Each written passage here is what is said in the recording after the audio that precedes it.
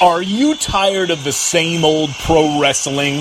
Then check out the amazing action on Powerslam.tv, the biggest indie pro wrestling channel in the world. Get over 4,000 hours of the best pro wrestling events from over 110 of the biggest names in the industry from over 15 countries around the globe. Get your free trial today at Powerslam.tv.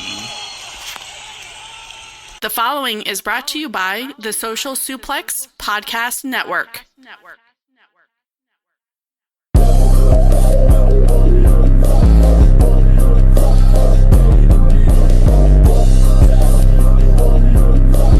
Don't you want to sound rich?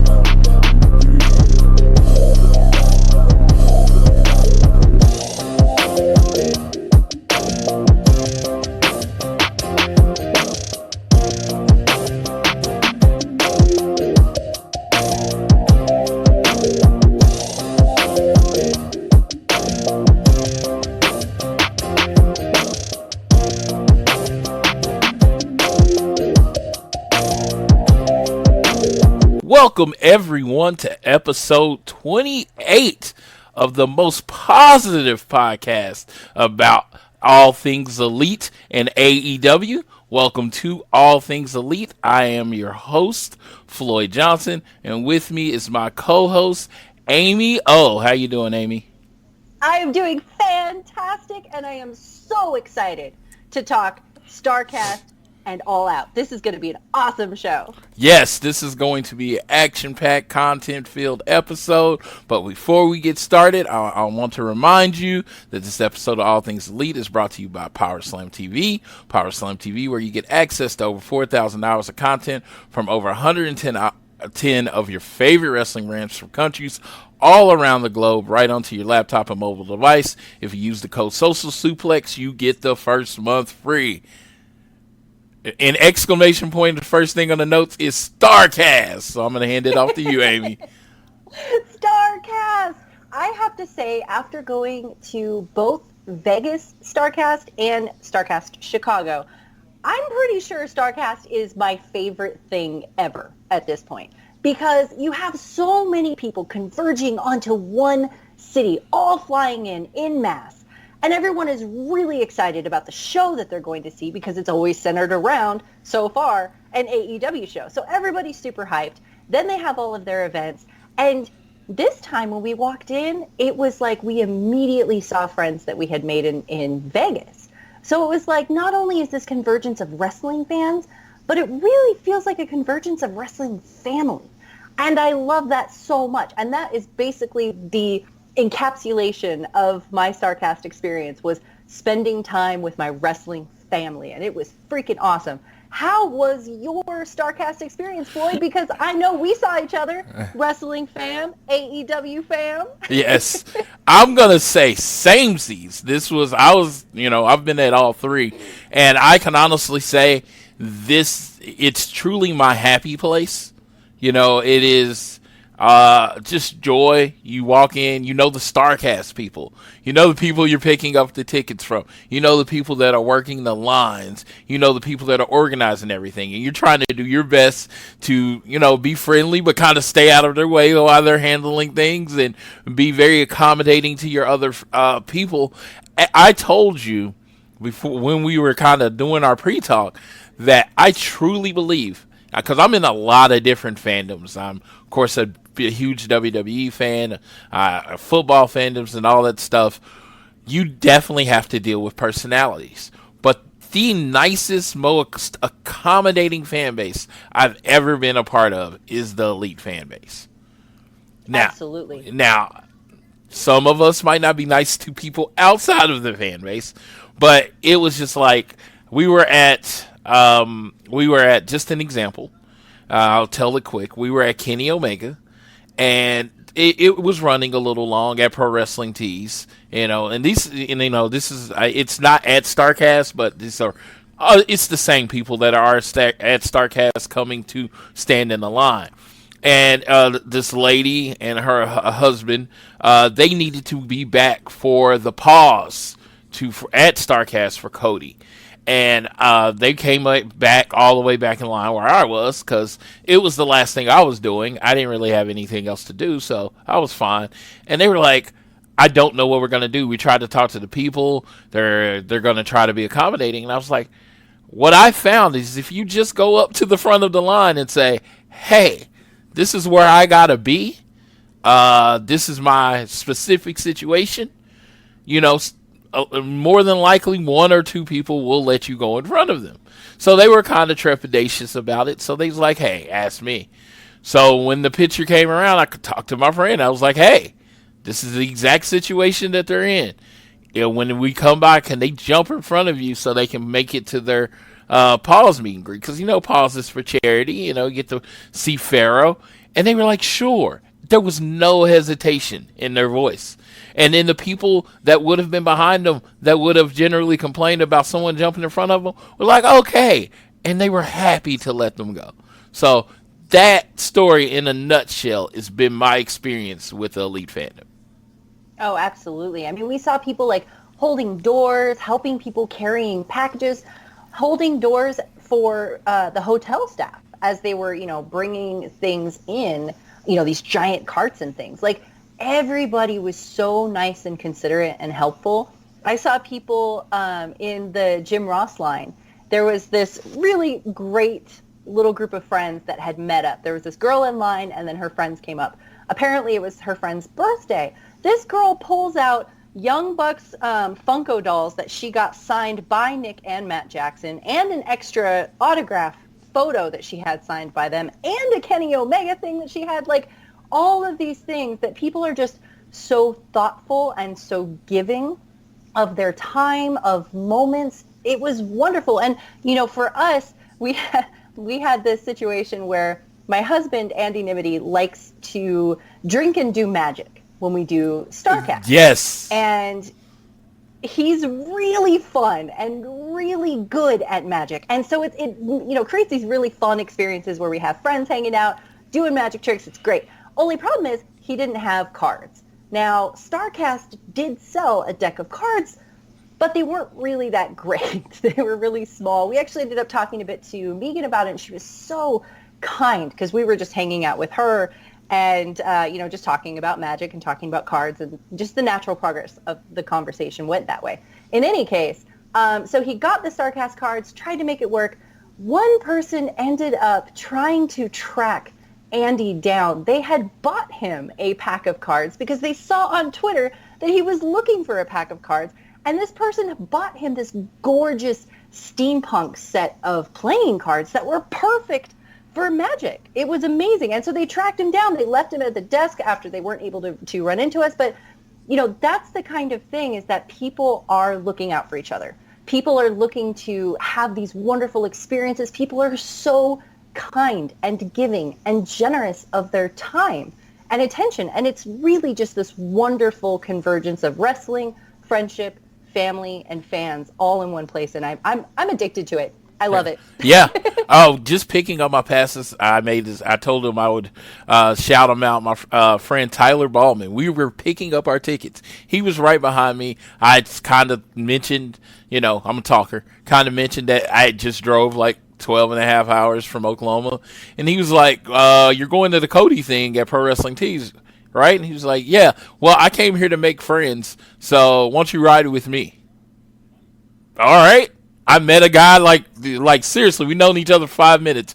We're riding down to the Cody event, and I was like, I told him about my friend Will, and I told him I would give him a ride home, a ride back to Starrcast. So do you mind if he jumps in? He's like, yeah, sure.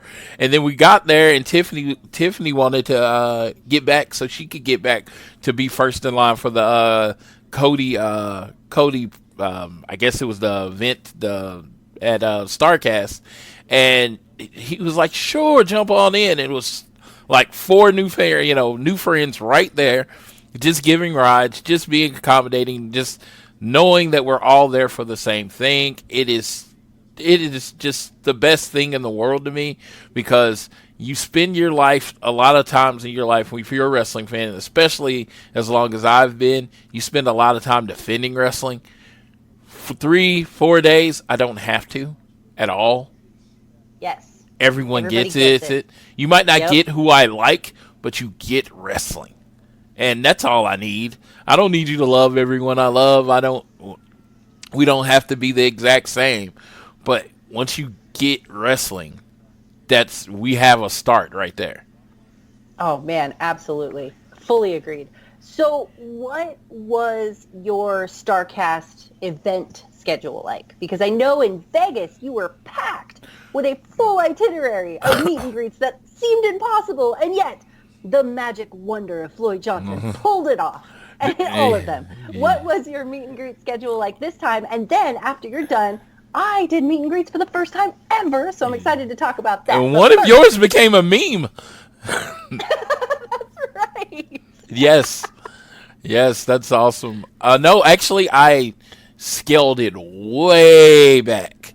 I really did want to just have some time with the friends, and I just wanted to, be able to walk around and enjoy myself and sit a little bit. And it changed the experience, but I enjoyed it just as much. So I had the Pro Wrestling Tees. Pro Wrestling Tees did events at their store. So I had Cody, I had Kenny, and I had the Young Bucks. So I bought all three of them. And then as far as meetings there, I think I only did 5. Because I had Moxley, but he didn't show, of course. He couldn't, he was sick or injured. So he couldn't do it. So I got Jimmy Havoc. Trying to do it off the top of my head. I know Jimmy Havoc was one. I met Hikaru Shida. Was the other one. Oh, good Lord. I cannot think of him right now. I'm like freezing up. Man, this is so embarrassing. But no, I met like 5 people. And I met the Dark Order. Yes. Now, that was the best. Dude, how was that? That was probably the best meeting of the weekend. They are super friendly. And nothing, and they were funny and laughing. The person before me, him and his friends did the thing where they were the chair, like their pose that they do in the middle of the ring, where the spooky perverts make a throne for Evil Uno. They made the throne, and Evil Uno sat on them, and Stu Grayson was there, and they took a picture like that. And they were just super accommodating. They signed my turnbuckle pad, and then they like, "Hey, you want me to sign a picture to you?" And they were just just amazing. It was amazing. I'm probably killing their gimmick completely. They were like the nicest people ever. That's awesome. That is Yes, so cool. So I'm really loving the Dark Order, aka Spooky Perverts, and I know that the Dark Order on Twitter was like, "Yo guys, that name is banned. Don't call us that." But the second somebody's like, "Don't call me that," I'm like, Yes, nope, we're calling you that forever now. That's great that they were so friendly. Yes, I will boo them loudly from now on because they were so nice to me. I'm going to support them because I think they're really good workers. People just don't like the gimmick. And then of course I met Freshly Squeezed Orange Cassidy. Oh, yeah. I think he was how is that? He was like, he's so just chill. He's like, I was like, congratulations. He's like, congratulations on signing, and he just kind of gave me the half thumbs up. And then there was another guy that was dressed exactly like him. And they were doing the dap, but their hands stayed open and they kind of slapped it. So he signed my turnbuckle pad. He just put OC. Now, and you would think, great. Some people, might have a problem with it, but if it's his gimmick, and out of all the ones on my turnbuckle pad, his sticks out the most because it's just an O and a C.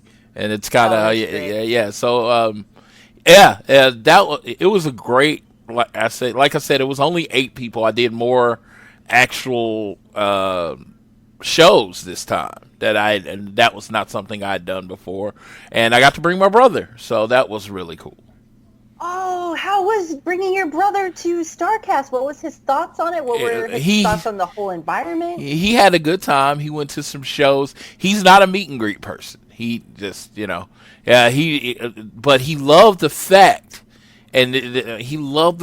that he could meet wrestlers just walking around. That's where he's more comfortable. Yeah. He's more comfortable in a casual setting than the structured setting of a meet and greet. So I'm a huge Arn Anderson fan. Been a favorite wrestler of all time. The reason Arn Anderson is my favorite wrestler of all time is because of my brother. So my brother was outside smoking, and Arn Anderson walked up, and they had a little conversation. No way. So his favorite wrestler of all time he met, and he's like, he didn't need to meet and greet anybody. He was good that he got to meet Arn Anderson, but he got to meet DDP. He got to meet, like I said, Starrcast. I've said this before, and I don't want it to come off too repetitive. The best thing about it is you don't really have to get meet and greets. You can, get meet and greets because I want you to support the event so they can make money and they keep doing them. But you, at times, let's say you can't afford meet and greets and all you can afford is the gold pass or whatever, so you can go to the shows. You will see and meet wrestlers just being in that hotel environment. Dude, SCU was drinking at the bar quite a bit. We hung out with Aaron from American Rebel Cigars basically the whole weekend. I got to hang out with just say hi to, actually. Let me not say hang out with. I said hi to Mick effing Foley outside on the first night. ODB was running a food truck outside. He was there quite a bit. Tony Schiavone, Marco Stunt, Logan Stunt, they're just walking around doing whatever. Like, everybody is walking around doing Starrcast things themselves. And they're super chill with you coming up and saying hi. And sometimes they'll snap a photo. Sometimes they're busy. Nyla Rose was walking around. I caught a quick hello with Aubrey Edwards. Like, everybody's just there. It's amazing. My weirdest moment, or I would say weirdest moment of the weekend, I was sitting in a bar, and you were talking to lady, I can't remember who it was. You were talking to a lady, and y'all were deep in conversation, so I didn't want to interrupt. So I was just kind of chilling, and I look over, and Tiffany, Issa, and there are two friends from Japan. I don't remember. One's named Umi. I don't remember the other one's name. They were talking to this older, black lady, this older black lady, and I was like, this is weird. I'm like, this doesn't look like a conversation that should be happening. I'm sorry. Whatever, hate me or whatever. But I was like, okay. So I'm intrigued. And I'm watching, and they're just like smiling and happy. And I was like, I want to be a part of this. So I'll go over to the table next to them. And I just sit there. I didn't say anything.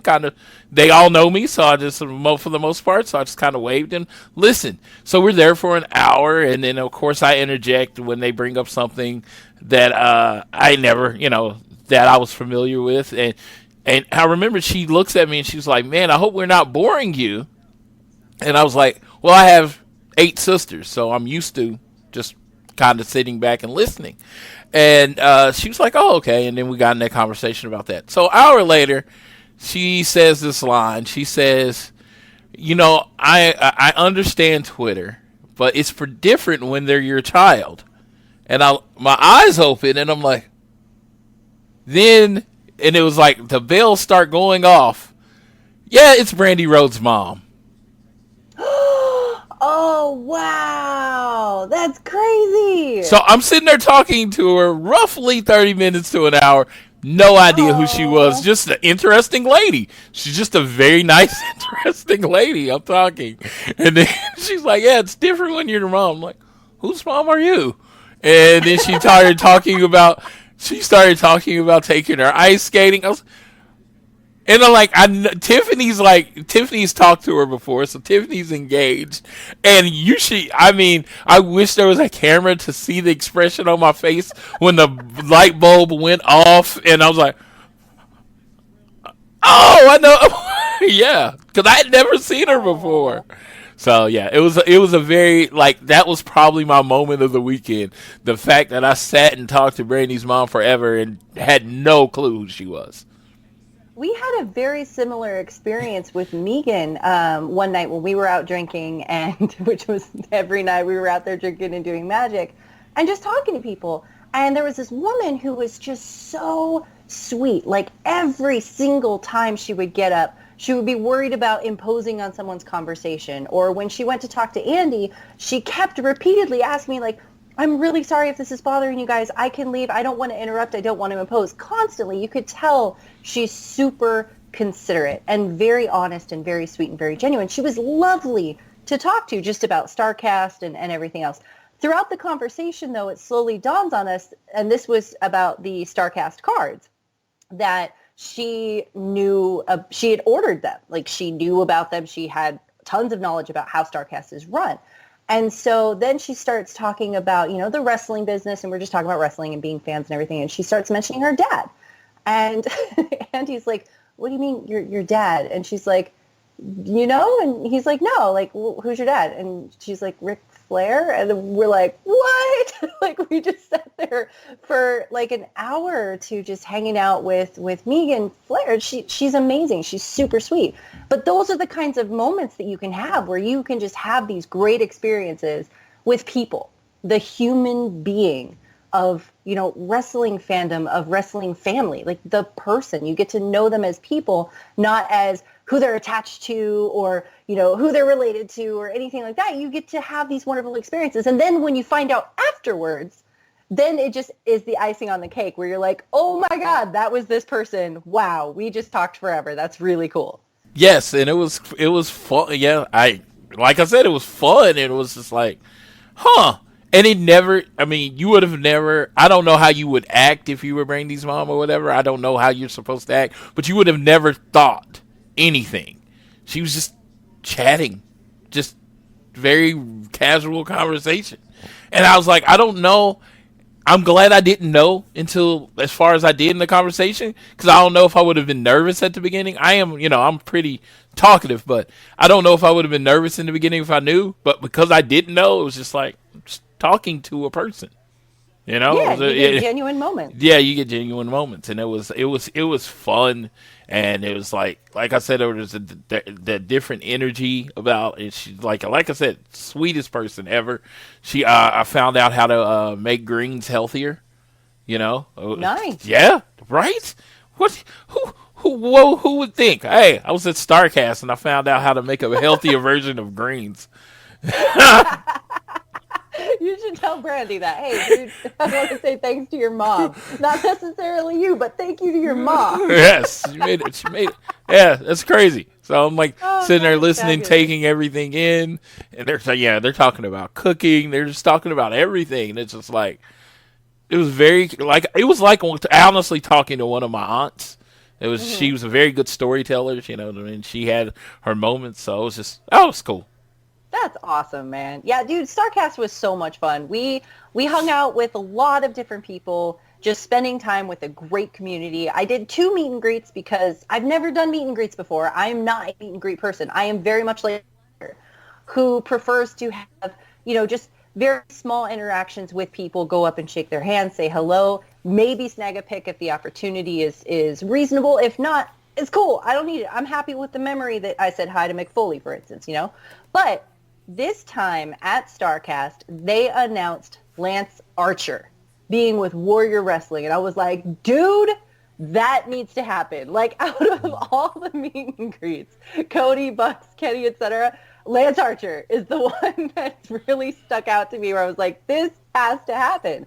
So we got meet and greet tickets for Lance Archer, and we went and met him and talked to him for a bit. And he was so sweet, which is so funny because he plays such a dastardly heel who terrifies small children, by the way, and spits water at people. But in person, he's just the kindest, nicest person ever. So he tried to crush my head, and we took a picture, and that was great, and got some autographs signed. And then I had Jim Ross about at the same time. So I quickly went from there to the Jim Ross line. And that was hilarious because I was wearing a Golden Lover shirt, and more or less because it actually fit. I was really happy that it fit. So I was like, hell yeah, I'm going to wear my Golden Lover shirt. Go there. And as soon as I walk up, he's like, all right, so what's with the Golden Lovers? And I was like, oh my gosh. Okay, well, it's Kenny Omega and Kota Ibushi. He's like, no, I know it's Kenny and Kota, but why do they call it Golden Lovers? And I'm like, oh my God, I've got this meet and greet for like 3 minutes. How the hell am I going to explain to an old conservative Southern man the concept of the Golden Lovers in like 30 seconds? But I did. It was basically, Kenny and Kota, they're golden because they're amazing and incredibly talented. And they are shining lights in the wrestling world. And it's a play off of the Golden Star, which is Kota Ibushi's moniker. And, they've got a 10-year partnership. And when you're wrestling in a tag team where you understand each other so well that you're basically one of the same person, that's a bond that is stronger than anything. And so they're the Golden Lovers. And he's like, all right, well, I don't know. I'm just like, all right. So that was how I fumbled through how to explain the Golden Lovers to Jim effing Ross during a meet and greet at Starrcast, which is, I think there's a picture that is circling around now of me like just laughing because this is so crazy, and him just like throwing his hands up like, I don't know, which is basically reflective of how that conversation went. It was great, and he was lovely. It has become one of the funniest memes because it's like they've changed the bottom to like, well, you didn't know AJ Styles is, and they just so many different ones. It was very funny, and it was the expression on his face, and yeah. Oh, it's so good. yeah. Jim Ross is an amazing meet. He's one of those people that has seen everything, heard everything, and when you meet him, he's very nice, but he's seen everything, he's heard everything. You're not really gonna say anything to Jim Ross that he hasn't heard or seen before. I mean, seriously, he's seen Ric Flair's testicles quite a bit because, Ric Flair likes to whip them out. He mentions that quite a bit on his show. So it's like, so it's like you go up to him, like, I don't know what to say, and then it's like, okay, I'm talking to my uncle. What's going on? Yeah, for real though, I will say every single person, you go up there for a meet and greet, and you're like you said, what am I going to say to Jim Ross, right? Yeah. And then you go up there and suddenly you just find yourself in a conversation with him. He had a one-on-one conversation with every single person there about wildly different things. And while for him, he may have heard everything and seen everything and done everything, but for every single person who got a meet and greet with Jim Ross, they walked away with a memory and a moment of something that they will never get just, from looking at a picture or listening to an interview. They got something really personal that he really cared about giving to them, which was awesome. Yeah, I remember my first time meeting him. We're both I work in Norman, Oklahoma. He lives in Norman, Oklahoma. But the first time I ever met Jim Ross was in San Jose, California, which is the weirdest thing. So I tell him, when we go to the meeting, I tell him I'm from Norman. And the first thing he does, like, I talk about wrestling. He goes, what do you do for a living? And I was like, oh, I'm an IT guy. Oh, so you're one of the smart people. And he starts talking to me about computers a little bit, and completely unique experience. I'll never forget it because he started asking me about me. That's cool. Well, yeah, it was like, it wasn't about him. It was like, oh, so what do you do? How long you been watching? Blah, blah, blah. It's like, I grew up on you in Mid-South, WCW, or NWA territory. And he was like, yeah, those was some good times. And it was just, but after that, it was all about asking about me. And then when I met him again at WrestleCon, and this one was in Oklahoma City, and he remembered me. He's like, did we meet in California? I was like, what? That was like a couple years before, and it was just like, and he remembered me.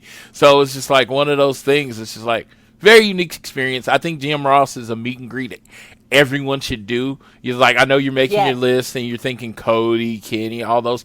Do those. Those are great. But if you can throw in one with Jim Ross, do it. It's a unique experience every time. I hope I didn't just absolutely. I hope I didn't just put too much pressure on him, Ross. And the people who take the photos take candid photos too. So it's not even, at least the person in Chicago, but I imagine it's going to be the same. You know, people are just taking photos because that's kind of how you do it now, right? Yes. And that photo that ended up being a meme was a candid photo. So, you know, having those memories be encapsulated in fun ways is really, really great. And he's a legend. He's awesome. It was great to talk to him.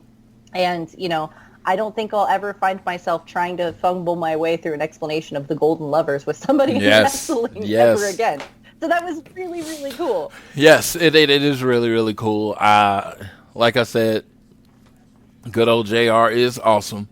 Yes. But the way they did it this time, and I remember Starrcast 1.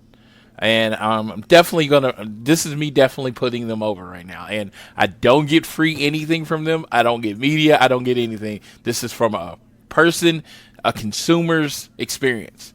Starrcast 1, it was their first time doing it. It was disorganized. It was kind of renegade, almost like a flea market kind of con, and it was great. Don't get me wrong. I met a shit ton of people. I got all my meet and greets done. They took care of me. Starrcast 2 in Vegas, because there were two different locations, definitely less crowded, a little bit more organized, right? This one ran like a machine. Everyone knew where you were supposed to go, what lines you were in. Platinum people had their section. Gold people had their section for the events. They had there was a couple scheduling time things, but that was because of a big part of their weekend was the Moxley thing. It was like a 2-hour block, the Moxley thing, and unfortunately, you know, it's stuff they can't control. He couldn't be there, so they had to basically make up a 2-hour block. So we got Tony Schiavone and Jim Ross, two freaking legends in wrestling, doing a panel, just pretty much shooting the shit, talking about how Tony Schiavone came to work for AEW, and then I guess DDP came up, and he did his thing, and it was great, and it was just like, but they made up for everything. I've already got my refund for my Moxley, and it was just like everything just kind of ran like a top. It was just exactly what we wanted. Dude, that's awesome. And I got to say, Tony Schiavone is hilarious. We did the karaoke Starrcast thing. And Allison, one of the runners of Starrcast, she's the fabulous, badass woman who rocks the information desk with Mark, two power couples of Starrcast. But we did karaoke with Tony Schiavone, and I gotta say, that dude is professional AF when he's doing the Road to promo stuff, backstage AEW things. He's professional, he's polished, he's awesome. You get that dude with a couple of drinks and a microphone, and holy wow, totally different person, but absolutely legendary. That dude's got a mouth. He's got a dirty mind. Yes. First experience, we did a meet and greet, and it was just like, and Ryan, my friend Ryan, he actually listens to the podcast, so he knew it. But I didn't listen to the podcast much, so I'm getting up there, and every other word out his mouth's the F-bomb. And I'm like, huh. Oh, it was so yes, great. but it's an F-bomb in the Tony Schiavone voice. You know, because it's like the voice you've heard doing wrestling stuff, and it's like he gets to talking, and it almost sounds like he's commentating, but with the word fuck a lot. Yes. Oh my gosh, that guy is hilarious. We got a great picture with him after the karaoke thing because, you know, this also happened at the Starrcast in Vegas. When I go to Starrcast, I look for a place to get down and start dancing. Yes. And in Vegas, that was the Papa Buck Jam session. And in Chicago, that was the karaoke night. We were dancing the whole front row, just going nuts the entire time. We felt like we were at a concert. It was great. It was so much fun. And then after the show, we ran into him at the bar, and he was like, dude, you guys were so fun. And I was like, yay, this was great. I loved it. So if they do another Shivani karaoke session, like, dude, don't miss that because it's ridiculous. There's debauchery, and at least in vocal form. It's quite a lot of fun. Was there any events that you went to at Starrcast that really stuck out as something that was really memorable? I know you did. You went to the Wrestling with Stereotypes. Yes, that was very powerful. Very. I mean, I don't use that word like that a lot because there is a fun weekend. It's a fun weekend, but it was a serious topic, but they managed to do it in a still a lighthearted, laughing way, and you got to see, everyone's different experiences being African American. Going into wrestling, and generally, a lot of times where you get the promoters and they want you to play different stereotypes and how playing against those stereotypes worked.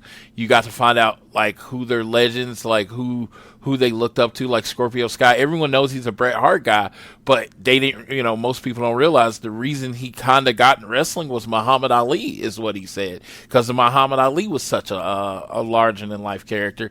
Then Big Swole, you found out that, she's like, Swole is me. Swole is honest. Swole is anything. It's just turned up to 1,000. She's like, it's who I am. Nyla working, how Nyla got into the business. It was just like, and then you got Private Party and how they were affected and how they're, getting to the business. And now that there's a lot more acceptance, how their experience has been different. He's like, the funniest story they told is they got in they were going to a show, a company that's no longer there, and they said, we want you to be the Young Thugs. And it was supposed to be like the black version of the Young Bucks, but we want you to be the Young Thugs. And they experienced about not playing that, and they wouldn't do that, and how they actually do have the ability to say no now. And then there was a topic about the magic person, Hulk Hogan. Oh, God. And I was waiting on that because I definitely have a different take on Hulk Hogan than everyone else, but I wanted to hear what everybody else's take on Hulk Hogan was. And it was very good to hear the open dialogue about such things, and it was great. It was great. I had a great time. Got to talk to the guy that did it and put on that at the end and told him how much I enjoyed it and how much I'm looking forward to it at the next Starrcast. So hopefully they have it at Starrcast 4. That is awesome, man. And I got to say, like, I know we've put over Starrcast quite a bit. I will not stop shilling for Starrcast. I don't get paid for this. I don't get anything for this, but it's so much fun and so unique and filled with so much variety. There are thought-provoking panels, there's fun dance parties, there's great meet and greets, there's meet and greets that are just happening in the hallway. Like, I saw Tony Schiavone and Marco Stunt go at it on a stairwell. Tony won, but Marco said he's going to get him next time. Oh, yes. I'm pretty sure that happened. Yes.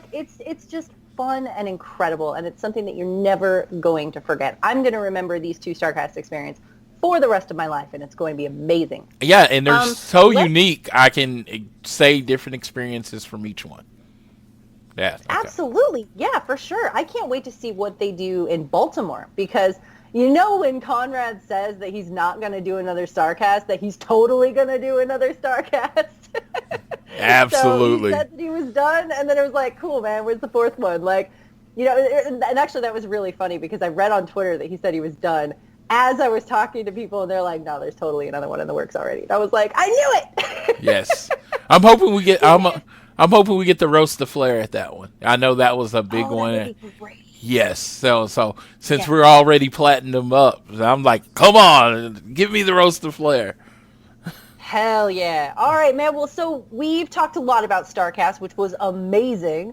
Let's hit into All Out, which is what we were there for, of course, obviously with Starrcast too, but All Out is the main attraction, and it was incredible. The first thing I want to say is, just like with Starrcast, having thousands of people in the same area with the same hyped energy, with the same electricity in the air of excitement and happiness is a wonderful, thrilling addiction that I am happy to enable for myself, because it's wonderful. It's wonderful to be in this arena with people who are excited about the show, excited about AEW, excited about particular matches, and talking with this buzz about who they want to see there. And it's just so wonderful to be around so many excited, positive, happy, thrilled fans. Yes, and I will say this wrestling event, it was wholly unique for me.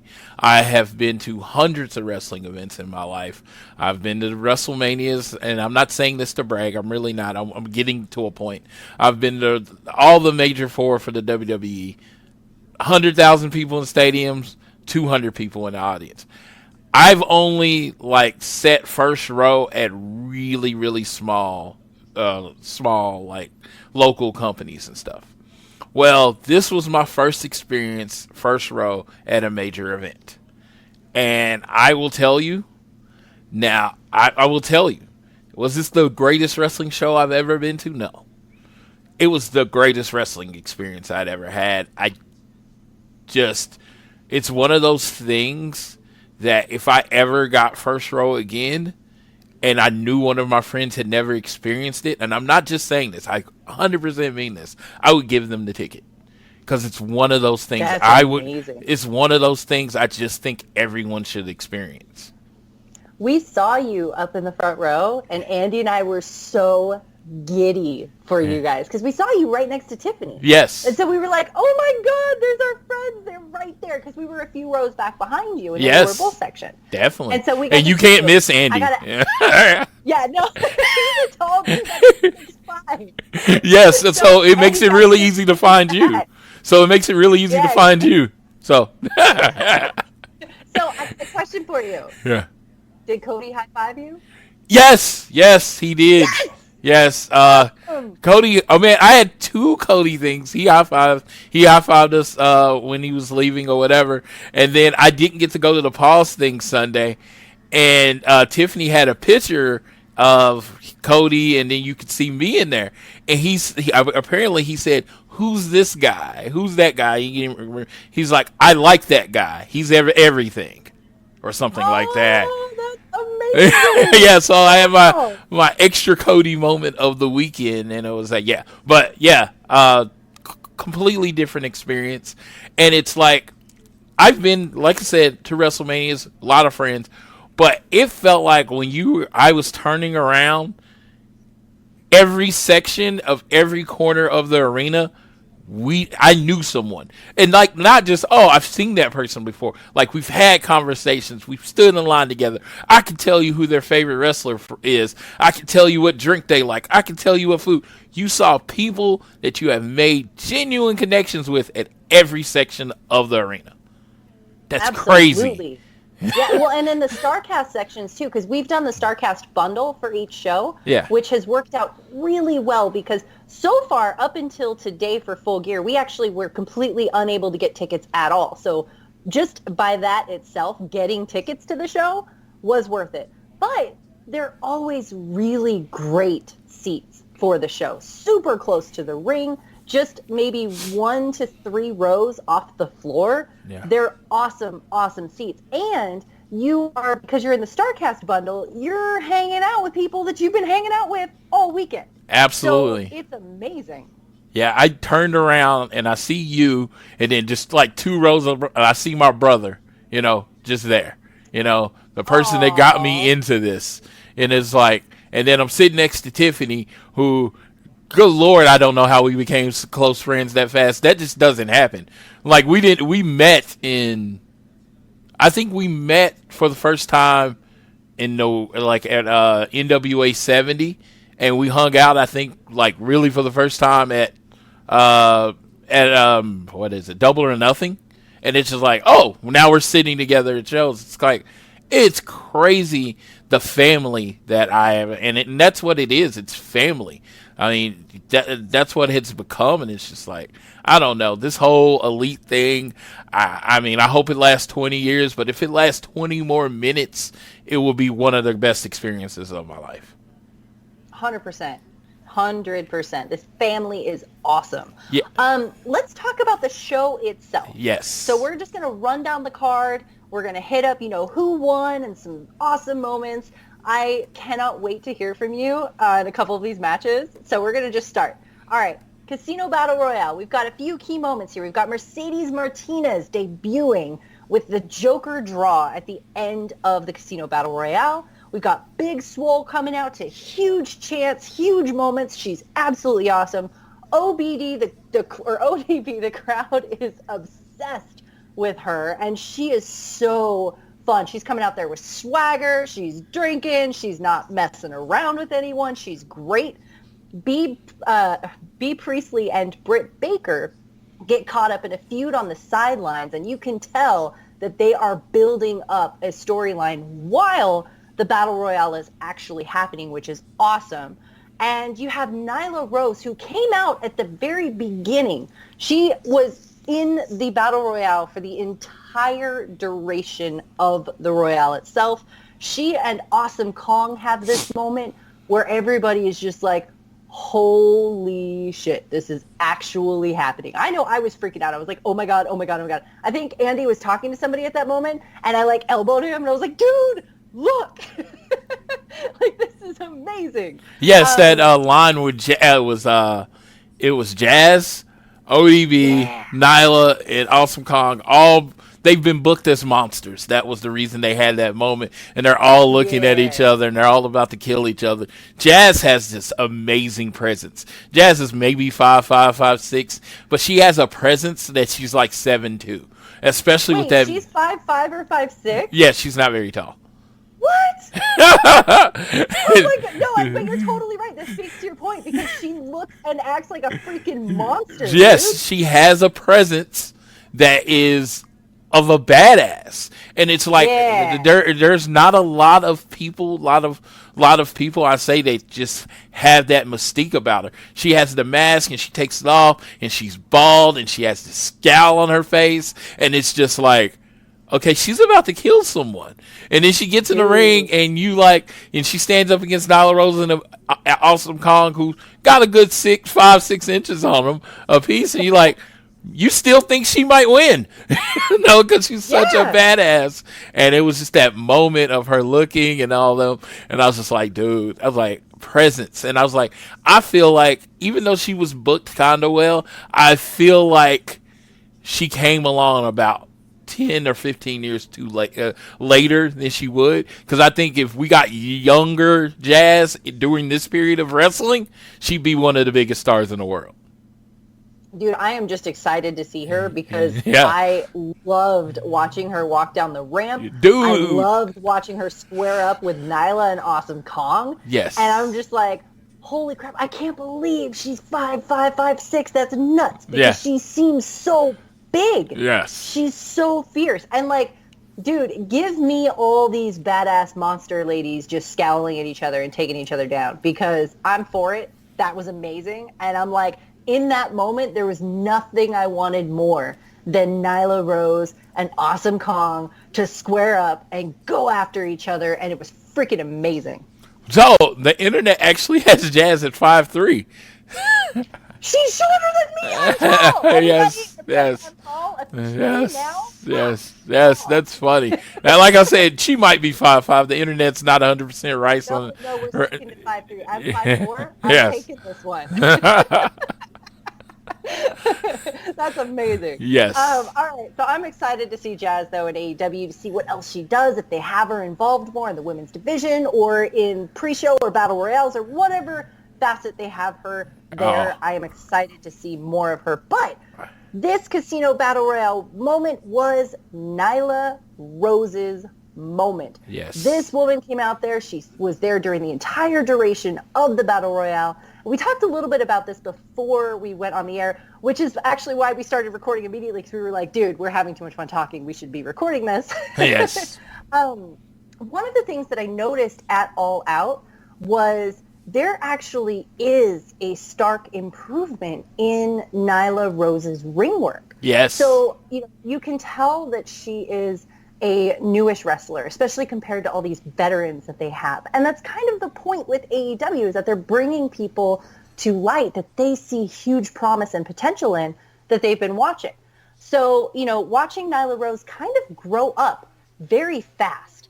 In the span of just a few short months of AEW pay-per-views, she suddenly had more athletic moves. She had more endurance because she was there for the whole Battle Royale, but we'll talk about that more in a minute. But really the point of it is that you can tell that she is doing the work constantly. She has to be training constantly because her improvement show to show has been noticeable, and it's awesome. Yeah, definitely. Some of the moves that she's used, like in the different shows before, then you see them now. They look a lot more crisp. She had to me, one of the spots of the night when B and Britt were going like they were going to spear her through the ropes, and she did the little kick thing where she got on one arm and then kicked the other one in the head. And I was like, it didn't look probably as good as she wanted it to, but it was fucking impressive. That's exactly what I was thinking about when I was talking about the ring work. I'm like, damn, this girl has been working it. Yes, and like I said, and she'll keep getting better, and she'll keep working with people, because what's about to happen is they're going to be working weekly. And you know what? When you work with really talented people, you catch up. You adjust. You adjust to how talented they are. And not to say she is not talented, it's just the people that she had might be more experienced. She is still very green. So I thought she looked really impressive in this one. Absolutely. And, they've got her now in the Women's World Championship spot. And the reality is with Nyla Rose, she is their big, badass, powerful, dominant force. Yes, they have Awesome Kong, but so far I don't know if Awesome Kong is going to be a regular feature of the women's division, or if she's going to come out for special moments. Or Brandy and Allie and Aja and Awesome all have this thing that they're working on too. So AEW needs to have some of those big beast people, whether it's in the men's division or the women's division. And Nyla Rose, she is the beast. That's literally her moniker. And she does that really well. She does those big, choke slams really well. She does the big clotheslines really well. She does those big power moves. And she's getting so much better at those too. But she does that really well. So this solidifies her as a force for that belt, for the title match. So this is going to be a really, really great matchup with whoever, ends up, obviously as we go through the card, we'll know who that is. But whoever ends up having to tackle the beast and take her down will be the next worthy contender for that title. And I love that kind of story. Yes, I do too. I just, like I said, it's just one of those things. You decide who you're going with and you go with it. You come up with a plan. There's a person that's no longer with the company that a lot of people thought was going to be the vocal point of the company. So AEW's had to adjust. I don't know if this was the plan all the time for Nyla. I don't know if they decided to go another way because of how they had to adjust. You just gotta, you have to give it time. As much as, like I said this before the show, as much as it seems like people have been around forever, this was show 5. Let the artist paint. Cody said that. Sometimes you got to let them paint the picture and then decide if you like it. Well, this picture's only 1% done. It's 5 shows. You don't even know what it is yet. We don't know what AEW is yet. It's just, you got to let it develop. Yeah, we're just getting started. And yes, Britt Baker and Allie and Bea Priestley and all of these other people are amazing. But they've also got other storylines developing with them. So it's really great to see other kinds of features. So, who knows what's in store for the women's division, because we'll find out with AEW on TNT when they start having these matches. They have 4 women's feuds right now already. You have, of course, Nyla and Rio for the title. Now you have Britt and Bea, which they got to deal with their things. Brandy and Allie got beef. And then you got Awesome Kong versus Aja Kong, which is a thing. And they've been teasing kind of Awesome Kong and Nyla Rose. So you got 5 if you think about it. Only one has to do with it. Calling out. Yeah. Sorry, Big Swole was calling out Nyla on Twitter too. So now you got 6. Yeah, and only one has to do with the title. Where do you get that in any other company? Tell me the feud that doesn't have anything to do with the title I'm just going to use this as an example in the WWE because they're the most visible. There aren't any feuds, women's feuds, that don't have to do with the belt. It's either you're going for the belt or you're irrelevant. In this case, that's not the case when it comes to AEW. That's how they're going to be different. I think the best booked wrestling as far as women is Impact. So I'm thinking that's what AEW should be shooting for, because you do get a lot of feuds that have nothing to do with the title. And I think that's how you build a division. Absolutely, man. I hadn't even thought of it in that context, but you are 100% right. Because if you just put all of your stock into 2 women when you've got a whole division of women, that's doing a massive disservice to your roster.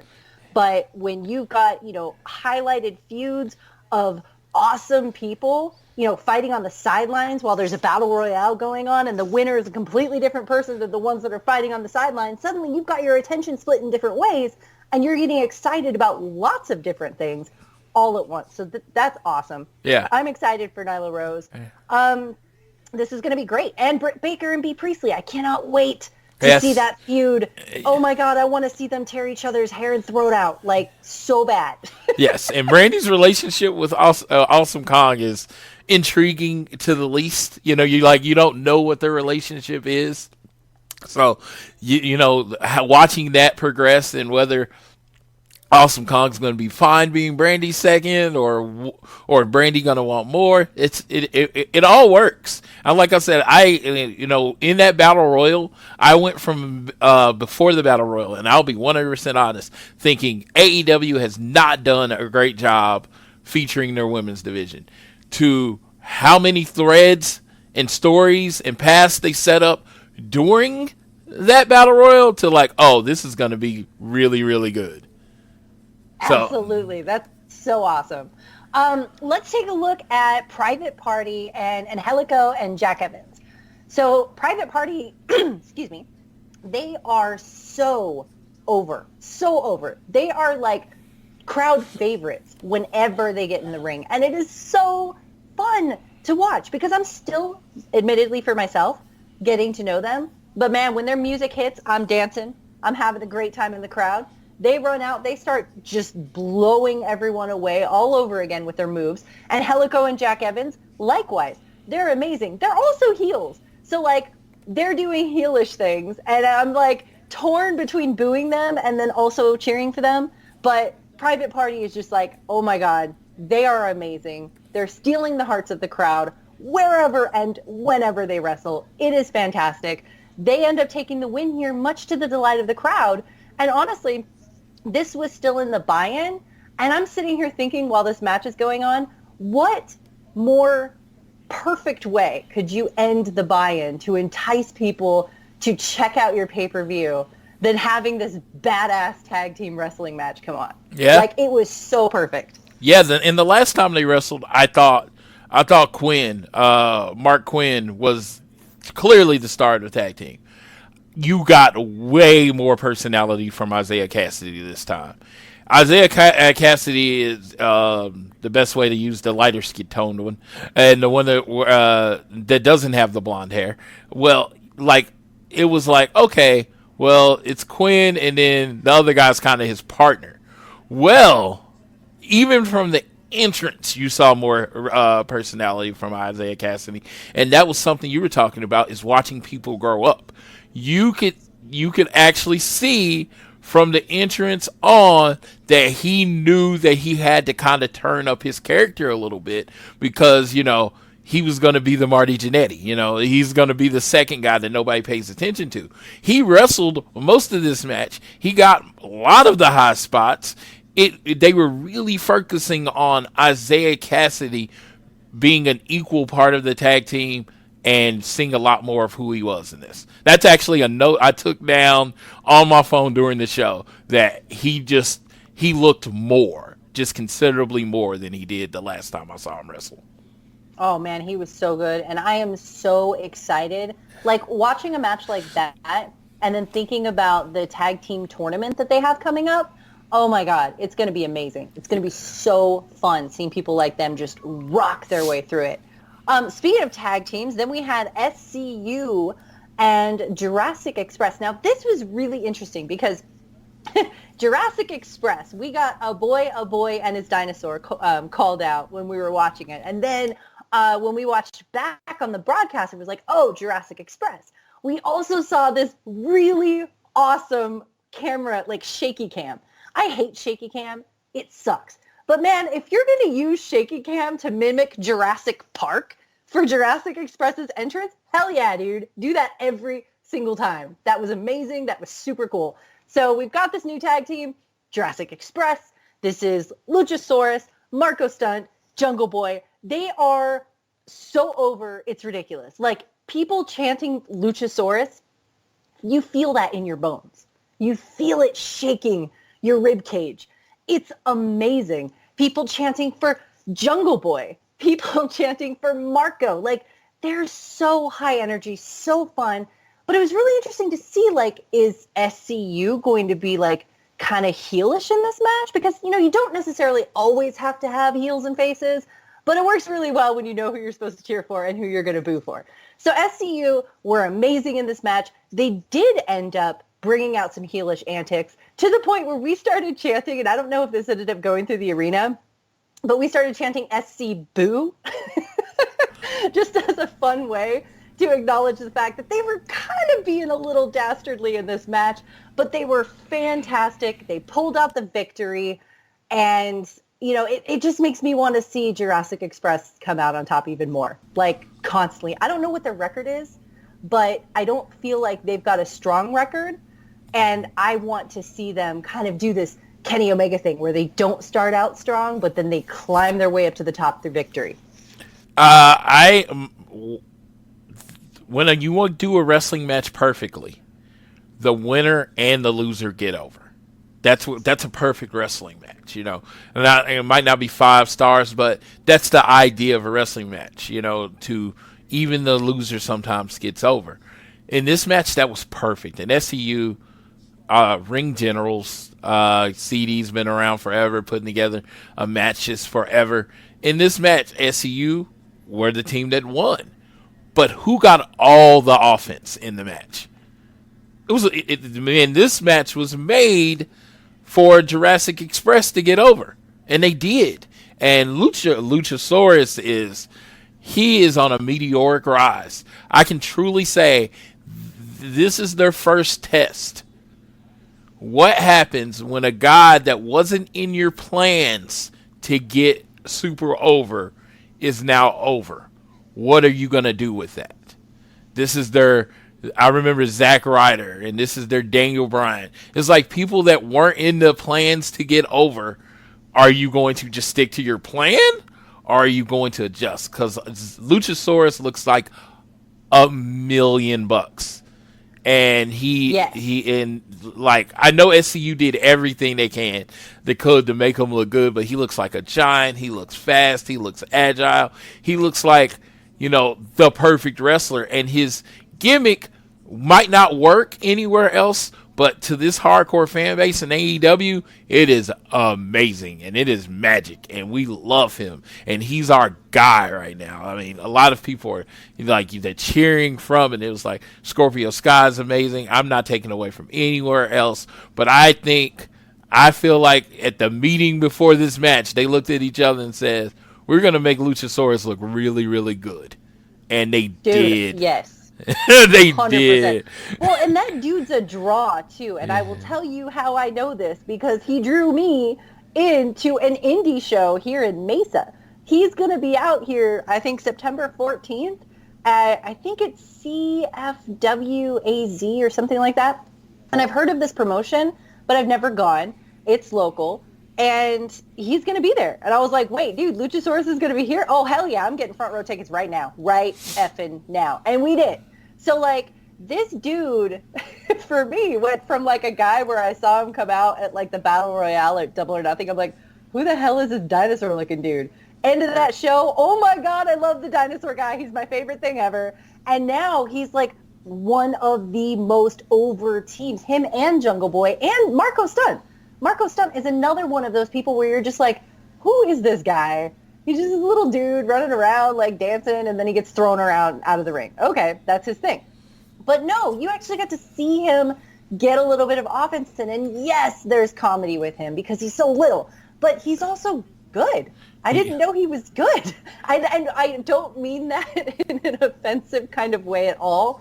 So I apologize if that does offend anybody, but my only exposure to him has been with All In up until now. So getting to see him really wrestle was really cool. He's fun. Yes, he's very fun, and he has this way of selling the walk thing that he does, and he has this good job of doing this dead look in his eyes.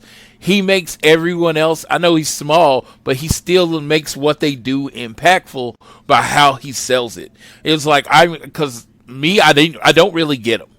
But I'm not one of those people when I don't get something, I go shit on it. I'm one of those people, if I don't get something, I start paying more attention. Because I want to see what my friends, the people that I trust and like wrestling, see in them. So I looked and I'm like, dude, he sells like a badass. And every move he does, because he's so much smaller than the other person, looks more impactful. So it does, I see the value that he adds. And, you know, if you're trying to build a heel, there's no bigger dick than the guy that pushes down the smallest dude in the ring. It's just 100%. So I went in like, I don't know. I see his value. I see what he brings to the company now. Yes. You know, and I got to say that, you know, you say that when there's not something that you necessarily get, you pay more attention to it. That's exactly how I treated the Cracker Barrel Clash. So, like, hardcore wrestling is not my jam, like, at all. There was a CZW show, I think, that was happening during Starrcast weekend in Chicago that a lot of people went to. And I'm like, dude, light tubes, nah. Like, nails, nah. Thumbtacks, I'm good. Like, it's just not my thing. Yeah. I love that lots of people like it, and that's great. That's awesome. It's not my thing. So this was actually a match where, and this is a confession, where, I was looking at it and I was like, okay, well, maybe I'll get up and kind of stretch my legs. And then I was like, no, I'm going to sit here. I'm going to stay here, watch this match and see how it plays out. Like, I came here, I want to do this. We're going to rock it out. Right. This ended up being my second favorite match on the entire card. I freaking loved this match so much. The first setup, when you have Darby Allin's music drop and it sounds so badass. And you've got Jimmy Havoc's music, and it sounds so badass, like this goth industrial darkness that's just imposing and brooding and awesome. And then you've got Joey Janela, who's like this California like party animal guy. I don't know exactly what he is, but you know, it sets up this crazy vibe where you don't know what to expect. And of course, you've got the Cracker Barrels, and they're getting smashed and jumped in and used as weapons. And also, how great for Cracker Barrel to have a sold-out arena literally chanting Cracker Barrel through the match. But you've also got moments where they all get to shine in different ways. And I think that for me, like, the best thing about this match was that, yes, it had duct tape to chairs and bumps onto a dude that was strapped into a chair. And yes, it had mouths full of thumbtacks that were duct tape closed. And yes, it had a skateboard that had thumbtacks that was used to ollie onto Joey Janela's back. And yes, Darby Allin went through a Cracker Barrel and almost killed himself. But in this hardcore wrestling match, I, as a viewer, as somebody who doesn't like hardcore wrestling, felt safe watching it. I felt like it was just hardcore enough for it to have all of the elements of it, but that they weren't setting out to actually destroy each other. And this was an amazing match because I felt safe enough to enjoy it. Yeah, I can agree with that. It was, there's this area, like WWE does hardcore, and it seems like the safest hardcore ever. I mean, don't get me wrong, it's still cool.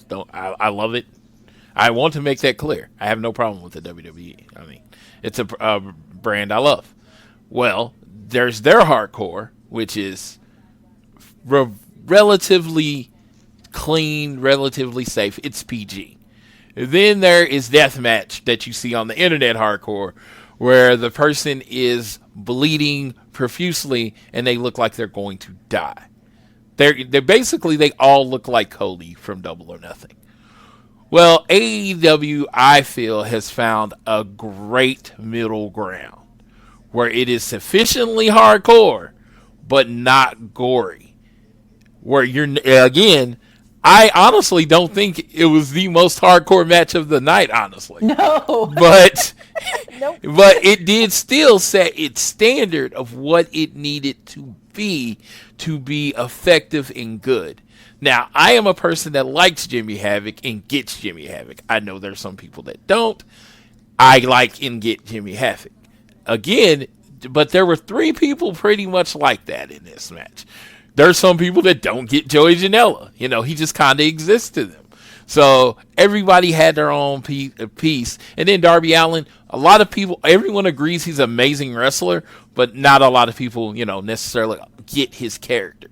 So it was like this mixed match of people that almost counterculture. They are counterculture people. And it was hardcore enough to keep me entertained. Like, I kind of thought I was going to check out during this match, right? Even in the first row or whatever, I pretty much assumed I was going to check out. I did not at all. I did see the skateboard under the ring before, and I had no idea tacks were on it. That was awesome when they did that part, to the point where Tony Hawk actually tweeted about that move. Yes, that was amazing. And how freaking mind-blowing must it be for Darby Allin to have someone like Tony effing Hawk retweet and talking about his spot in this match. Oklahoma's own Tony Hawk. I just want to throw that out there. Oh, yeah. Yeah. No, but he tweets about it. So, his followers see, and they're like, so this wrestling company's using skateboards? I'm just saying, there was definitely some visibility and some people that probably would have never heard of AEW if Tony Hawk hadn't done that. So this match was just cool. And the use of the barrels, and I heard somebody complaining that they were clearly gimmick barrels. I'm like, I want them to be clearly gimmick barrels. Like, I want my wrestlers to be safe.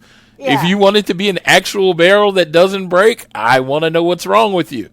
I mean, that's just personally, I want it to be heavily gimmicked. I want every weapon they use to be gimmicked. Yeah. It's a show. They're not trying to actually hurt each other. I'm sorry. I'm like, man. I don't want to be complicit to watching somebody injure themselves. Yes. In a way where it's not like an accident from a bump or something. Like, I don't want to be a part of something where somebody, breaks a bone because they got pummeled into an actual barrel. I'm good. I'm good with the fake barrel. This was great. So, it's supposed to be visually good. It's supposed to make a loud noise. And it exploded like a mother. And, and then Darby did his trust fall with the barrel. Oh. That was freaking awesome. Oh my God. That was freaking awesome. And it's just like, that's what it's supposed to do. I thought it was a really good match.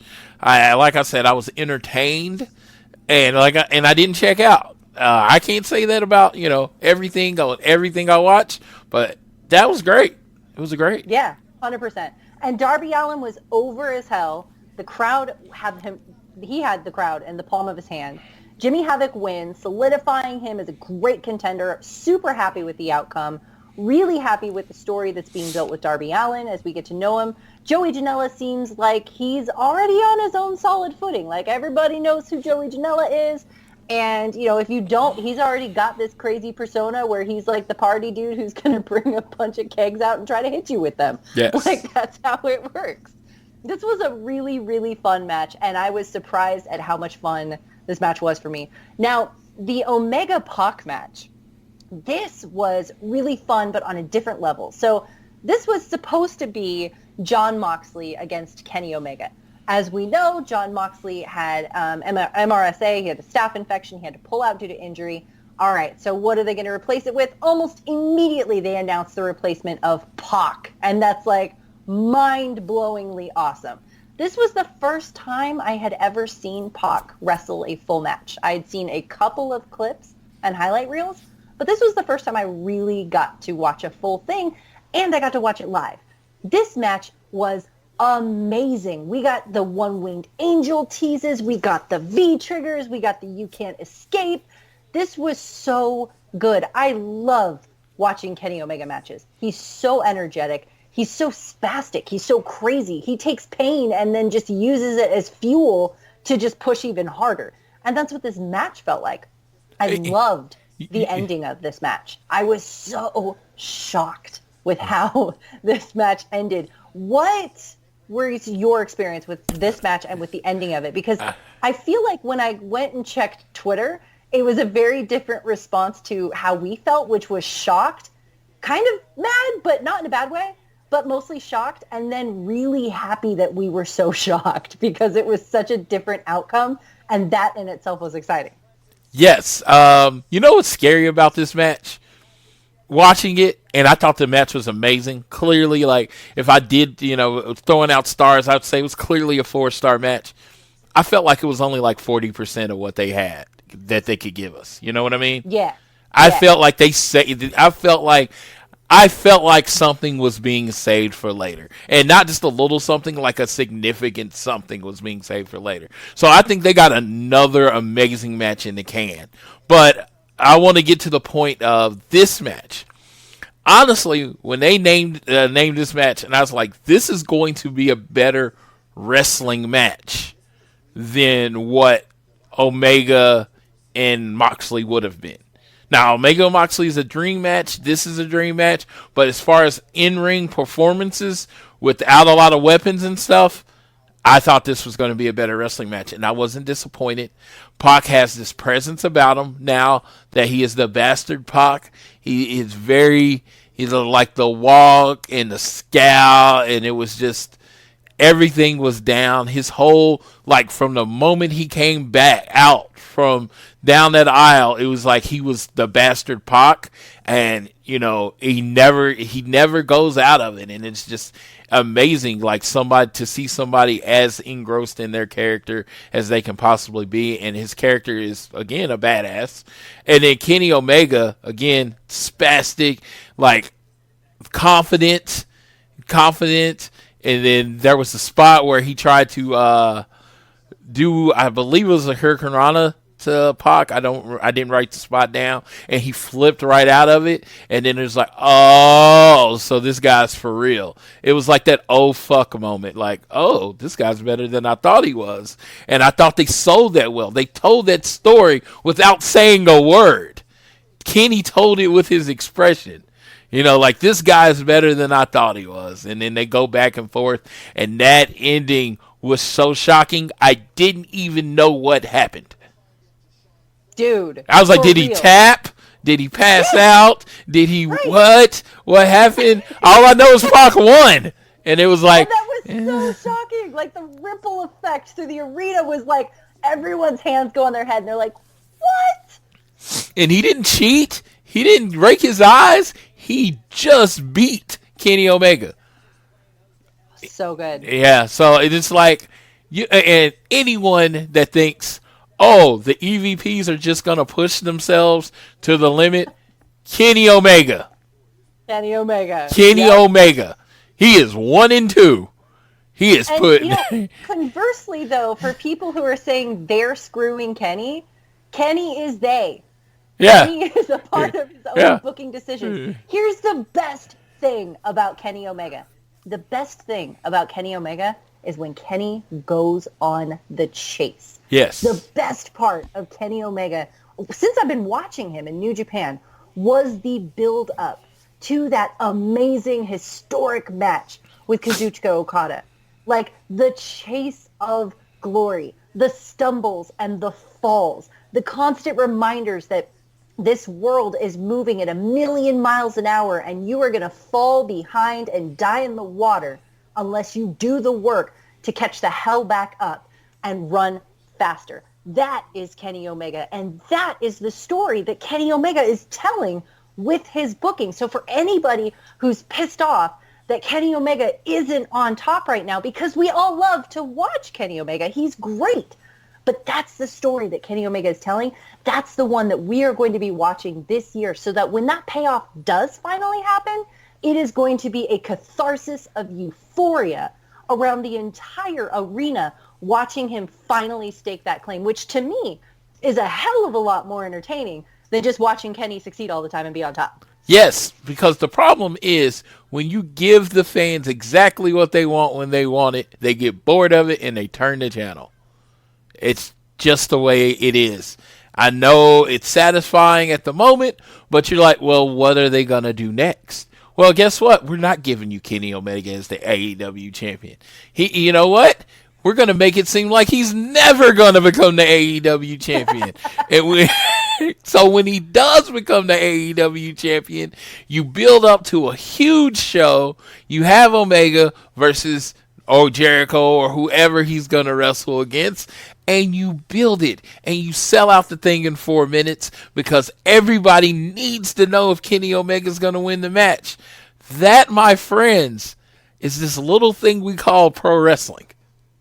Yes. I don't give you what you want when you want it. I give you what you want when you need it. And oh my God, need it. Yes.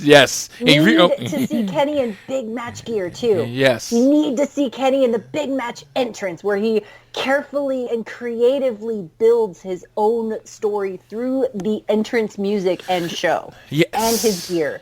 And everything. My God. And have you noticed, and this is a thing, and I don't know if they're going to address it, but with AEW, they definitely address little things. Kenny has started losing because he doesn't have seconds anymore. In New Japan, he always had the Bucks on the outside of the ring. He always had Ibushi on his outside of the ring. Well, in AEW, that whole dynamic has changed. There's nobody on the outside of the ring. It's just Kenny Omega, and he's struggling. He's all alone. And he doesn't have Coda. And he doesn't have Coda. And now he's struggling. He's struggling to find who he is. Come on. This is amazing. Dude, Kenny, I'm sorry, but I love it when you're all alone. Struggling to find yourself. Yes. It's great. And it's just like, it's like you can tell that you can make the story whatever you want, but this to me seems like a clear one. His whole career, all his big matches in New Japan, he's had someone in the outside watching his back, looking over him. No one's there now. He's been alone. Even in the Strife of the Bullet Club stuff. He's always had, his friends. And then Kota Ibushi, they reunited in the Golden Lover storyline that brought tears to everyone's eyes in Japan. Like, this dude is a masterful storyteller. It is not an accident that he is being booked like this. And it's not they are doing it to him. This is Kenny's story that Kenny is telling as Kenny being an EVP in the company that Kenny is helping to build. This is Kenny's effing story, and it's going to be freaking awesome. Yes, I'm just like, it's funny when they say they're screwing Kenny. I'm like, what? I'm like, do you not know what his title is? I'm like, maybe it's working, right? Yes. People who are so fervent and so sincere in that hope to see him, his drive. Yes. He's going to be cheering the loudest when he finally gets it. Oh my God, I'm going to be cheering just right along with him because my favorite, my first match was Kenny Omega failing. Yep. Yes, my first Kenny Omega match was Kenny Omega losing to Okada. So he failed in the match that got me to start in New Japan. Until that year and a half build to Dominion, I was not fulfilled until he won the title. I'm not a huge Kenny Omega fan. Everyone knows I'm a Cody guy. But I was not fulfilled as a wrestling fan until he won that title at Dominion. Dude, I cannot wait to see this story play out. Yes. He's a freaking masterful technician. It's going to be amazing. Yes. This is going to be great. On the flip side, the next match, we have Best Friends in Dark Order. Yes. I was booing Dark Order as hard as I can, but I felt like I was the only person making any sound in this whole match. All right, I'm going to say this about Dark Order. And this, okay, let me figure out how to say this. Okay, I'm just going to say it. All right, so Best Friends, love them. Total baby faces in the match, tons of energy. Dark Order, people had not really much of a reaction to at first. And that sucks because, I don't really know much about the Dark Order. And I don't feel like any of us have really gotten to know them yet. other than the fact that they're heels, and other than the fact that they have these weird like sewer creatures that like do dark and spooky things. The best part of the Dark Order was when everybody took what the best friends had said in their promo buildup and called them the spooky perverts, and then took that as a chant and ran with that. That, to me, is awesome. I love that. They're actually pretty good. My favorite match of theirs was when they screwed over Jurassic Express at Fight for the Fallen. They were in a match with Angelico and Jack Evans, Dark Order, Jurassic Express, and Jurassic Express is over as hell. Angelico and Jack Evans are doing cool flippy things. Dark Order is like, I'm going to do cool flippy things, and I'm going to stomp your guys' favorites. And they got over as heels in that match. So I was really excited to see them in this match. But what I found is that we don't really know enough to feel much for them yet. And I'm hoping that having fun with the spooky perverts chant, especially since they came out on Twitter and were like, this chant is banned, guys. You can't use it. We don't like it. And I'm like, screw you. You tell me no, I'm going to do it even more. I hope that helps to get them over, because I feel like we are going to see what AEW sees in them. And I feel like AEW has signed them for a reason. They see something in them that's amazing. And we just haven't gotten that to cinch just yet. But I think that it will. I mean, we've gotten to know Darby Allin a little bit more. We've gotten to know Nyla Rose a little bit more. We've gotten to know lots of people just a little bit more. I think we'll come with that time with the Dark Order too. But there was definitely a disparity in crowd reaction between them and the best friends that I think finally started coming around by the end of the match. I will tell you, just like you have to build faces, just like you got to build Paige to what you want them to be, you got to build your heels, right?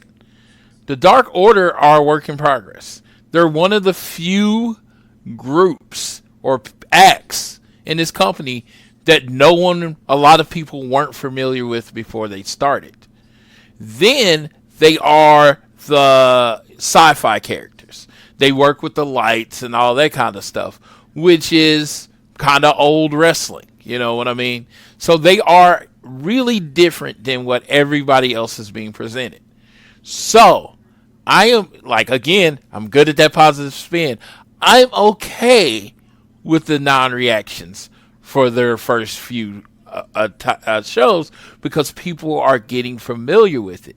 Now, in the match, there was some little heel work, with them attacking Trent on the outside. There was a little bit of that, but I think they need to turn up their heelish acts about 20% to get the reaction that they want. They're not overly heel enough to me. Yeah, well, it feels like they kind of came out, they cut the lights, they had the look.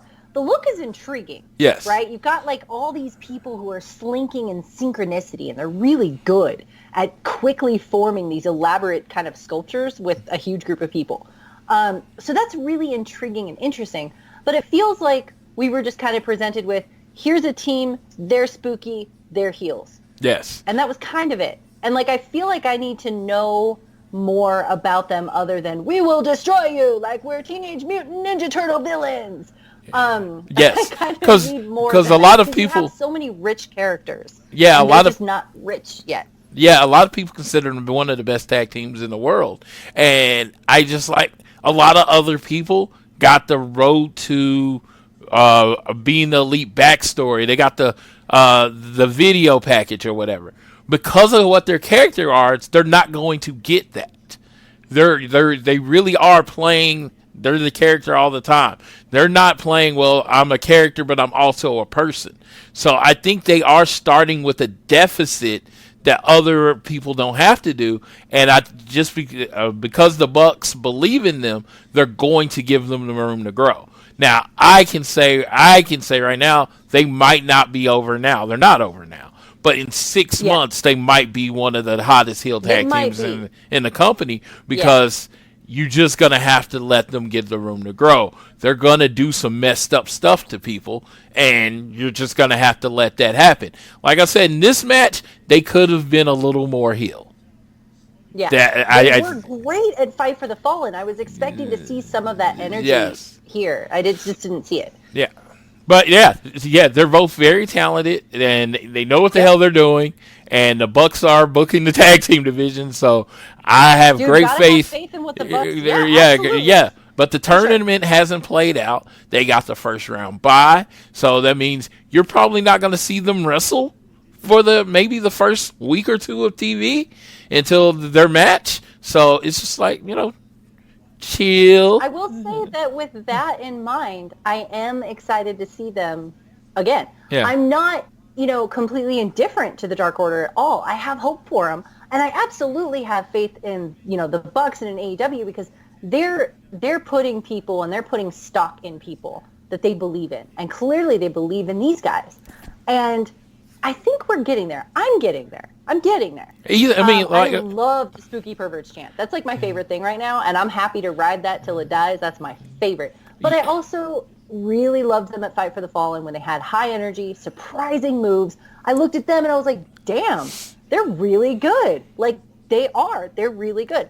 I hope that with the tag team tournament, we'll get to see more of their character and more of their moves, honestly. Yes. Because they're really good. I completely agree with you, and I think we're seeing the beginnings of the Dark Order, and it's like, yes, if you go right now and say, are they over right now? No, they're not, but the company's not ending right now.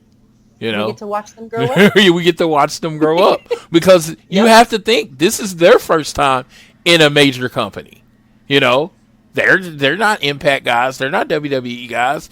This is their first time really not being an indie tag team. So they have to learn how to adjust their act to a TV audience.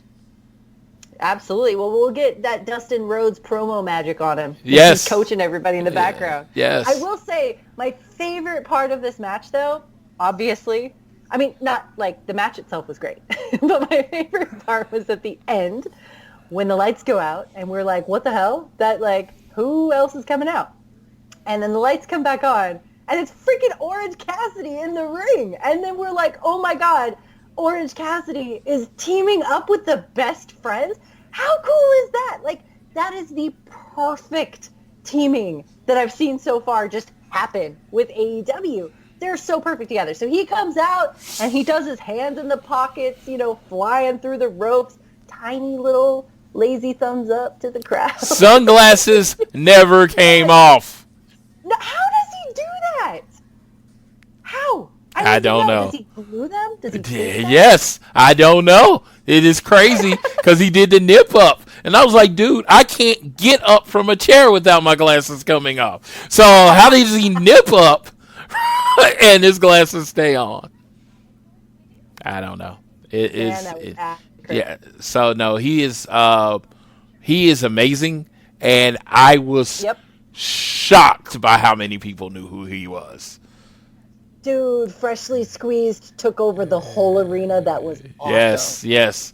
And doing the thumbs up, and it was just, the half thumbs up. It was, and they hugged him, and the expression. I mean, dude, he has his character down, and it's like, you let performers perform. You let wrestlers do their thing, and it's just like everybody's like, well, he's going to have to change who he is. And I think eventually, if he wants to go higher in the card, he might have to change who he is.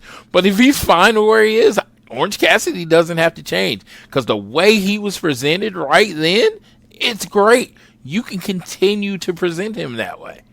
You're not going to put him in one-on-one singles matches, to get a title shot if that's not what his character is. His character's not really interested in that. You know what I mean? It's just, you're going to have to let the character develop. Again, one of these things, but these were like, you have some people that, start at 0.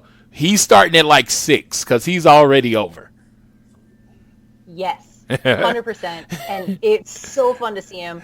And now we get to see him in triple threat match or triple man. I don't know, whatever it's called. 6-man tags, 3 people, trios matches, 6-man matches. You can call it whatever. 6-man matches. Thank you. Yes. Okay. So we're gonna get to see him in those and get lazy tags and just kind of shrug his way in and then kick people in the shins.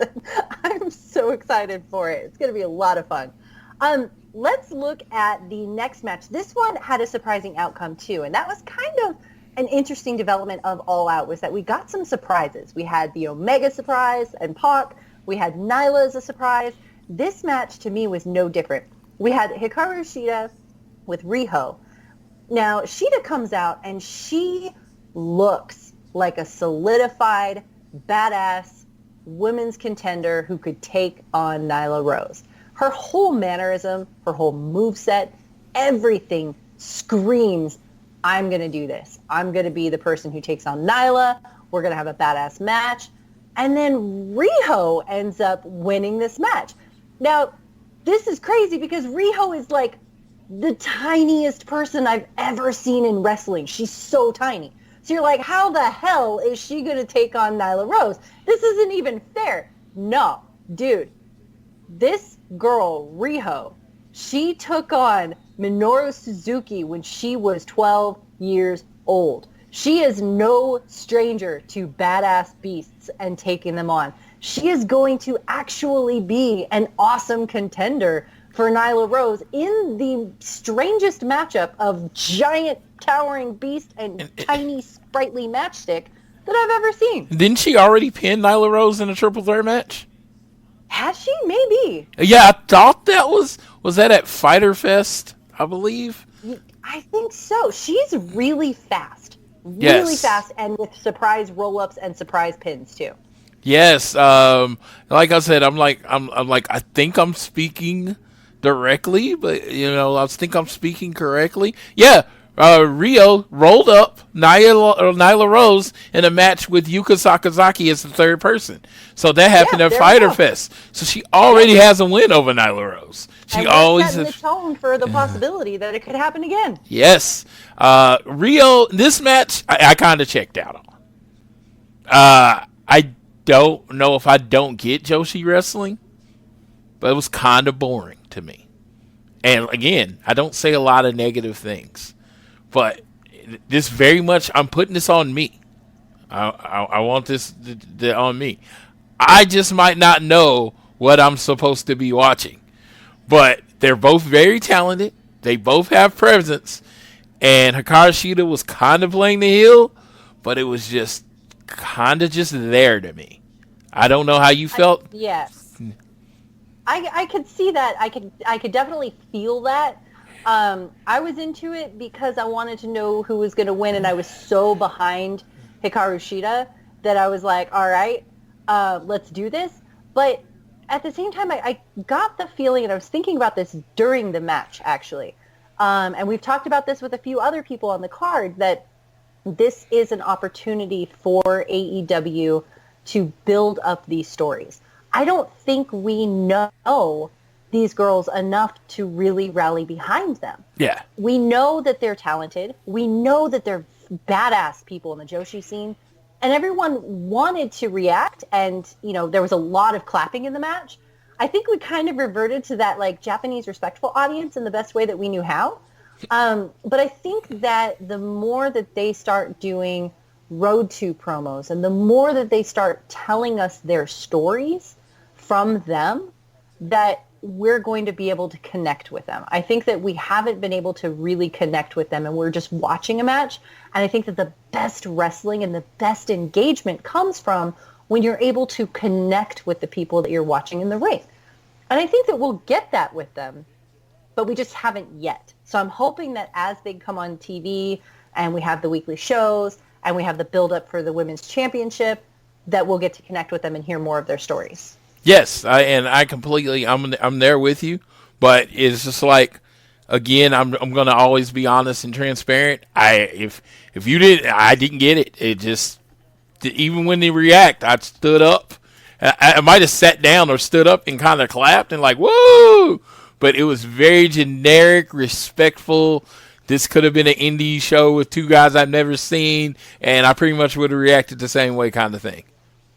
That's totally fair. Now, conversely, let's talk about this next match because I've been waiting all damn day to talk to you about this match and hear your thoughts on this match. And I'm going to just mention what it is and then let you take the floor because I cannot wait to hear what Floyd thought as this dude came running down the ramp and this happened right in front of your face, dude. Oh my God. Okay, we've got Cody Rhodes with MJF as his second versus Shawn Spears with Tully Blanchard as his second. We get to see MJF absolutely killing it as his second. He's not necessarily being a dick to the crowd. He's amping the crowd up. We're seeing MJF on a totally different level. We're seeing Cody Rhodes in an amazing match with Shawn Spears. This is such a good match, and Cody's got emotional storytelling. Just he could whip it out of the back of his pocket, and it's the most delectable thing that you'll see in wrestling. It's awesome. But got a situation where Tully Blanchard and MJF are going at it. And who comes running down the ramp but Arn freaking Anderson? Floyd, my man, tell me about your experience watching and living this moment. Okay. I will say, if you want to see what pure joy looks like, go to BR Live and click on All Out and fast forward to this match in this moment. Because I see MJF getting the crap beat out of him, and I'm like, I don't know where the hell this match is going. And then I see Arn Anderson, and I'm like, Arn! Okay, yes, everybody was Arn. And I have this tendency to try to guess what's going to happen next no matter what. It's just how my brain works. So I'm like, okay, he's going to come out, and he's going to get Tully, and he's going to pull Tully to black. What the hell is wrong with you? So he walks down, and I'm freaking out. And I'm like, Arn. I'm standing up the whole time. Watch the video. Watch the corner where the turnbuckle is. I'm going nuts. Well, he gets in the ring, right? And now, I've seen hundreds of Arn Anderson matches through my life. The one constant is the pose, the stance, when he's about to do the thing that I love that he does. There are many rude moves. There's Jake's DDT. Hunter Hearst Helmsley has the pedigree. Kenny Omega has the one-wing angel. But I think no move is more synonymous with one person than the Anderson Spinebuster.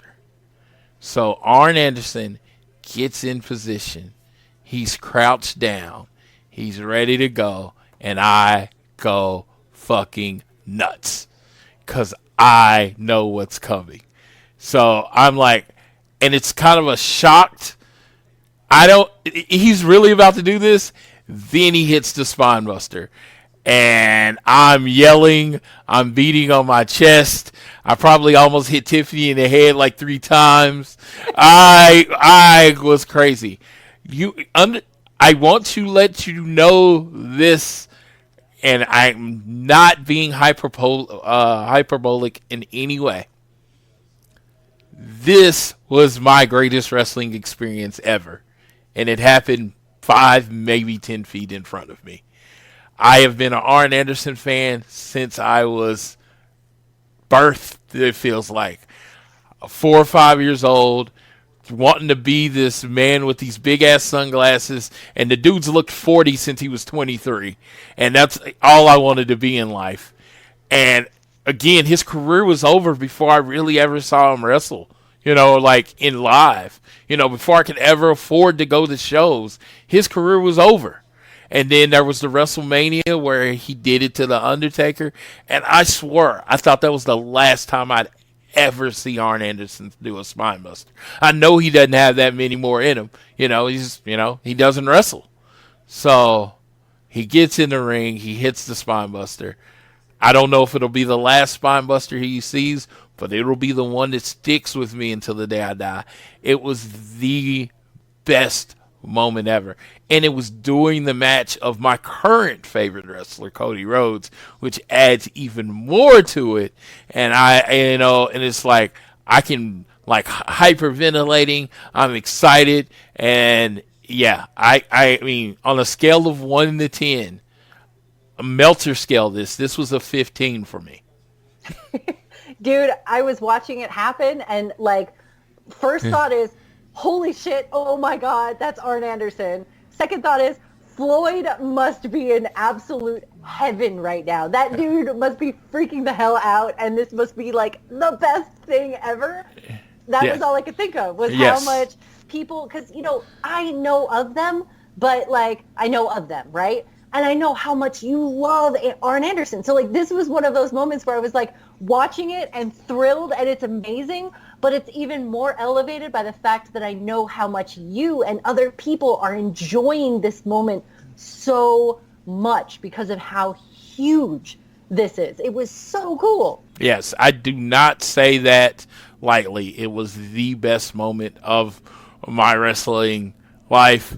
I will say, from that moment right then, I'm pretty sure she'll listen to the show. It was like my loyalty and affection for Tiffany went to like untold territories. If you mess with Tiffany, you will have to come through a 6 foot, 310-pound man, because she has gotten my loyalty forever. She completely made that happen. She got me the ticket. Oh my God. I mean, if I'm marking out right now, so my friend just sent me a message. He's like, "You're such a mark," because I got like 20. I got 20 messages, whether phone, message, Twitter. Everybody's like, "Tagged Floyd, man, you're smiling," and I was like, you don't understand. The show could have ended right then. Yeah. And I would have been fine, and I would have been great, and Cody, of course, won, and you see me jump up for that, and he kind of hits my hand after the match, and it was just like, and you and Tiffany, I saw yes. Like, what the cool thing is he has that look, like he looks at Tiffany like he knows her, right? And I thought he was just looking at Tiffany, but now I know he looked at me like, oh, I know you too. That kind of thing. So it was like, it's a kind of moment, because like I said, it's, when it comes to Cody, he's it. He's won, and the next wrestler is a very far away too. So I as far as the match, again, masterfully put together. I thought it was like one of the most over things. Shawn Spears' entrance, I really had to say something about this, because his entrance freaking made him look like he was just a star. He just looked so cool with the towel wrap and how the light hits, and he's sitting there in the spotlight, and I was just like, okay, I can kind of see it. And his physique is on another level. I don't know when the last time that man's had a carb or anything he enjoyed, because his physique is out of this world. Like when you saw it up there, because Cody is in really good shape, but Spears had muscles where, like in the abs and stuff. He's a big dude. So, but the match was put together, and that was great. But the Arn Anderson, I like it. It would take a lot to overshadow Cody in my eyes. Yeah, he overshadowed Cody. I'm going to say, the next match tried to do just that. Yes. Because the next match was the AAA tag title ladder match with the Lucha Brothers and the Young Bucks. And so we've got this setup for what AEW so far is showing their format to be, which is a lot of variety in the card itself. But then you've got all the hard-hitting stuff building up to a crescendo in a main event. And for me, my match of the night was this match right here, which was the crazy, insane, most awesome ladder match that I hope never happens again. It was so good. So just like kind of stressful to watch because it was so daring. And, there were a couple of spots where I was so worried about whether Nick and Matt Jackson were okay that it kind of took me out of the match until I saw like them move, and I was like, oh, okay, they're okay. And then I felt much more relieved later when I saw that they were giving backstage promos and interviews and stuff the next day. So I was like, okay, cool. Now I could go back and watch this match again. It was very stressful to watch, but it was absolutely amazing. This was, I mean, it had us all in euphoria. This was incredible. Yes. The action of this match, the defying of physics in their height and their spots, and oh my God, they brought the crowd with them on a journey of ecstasy, and it was absolutely awesome.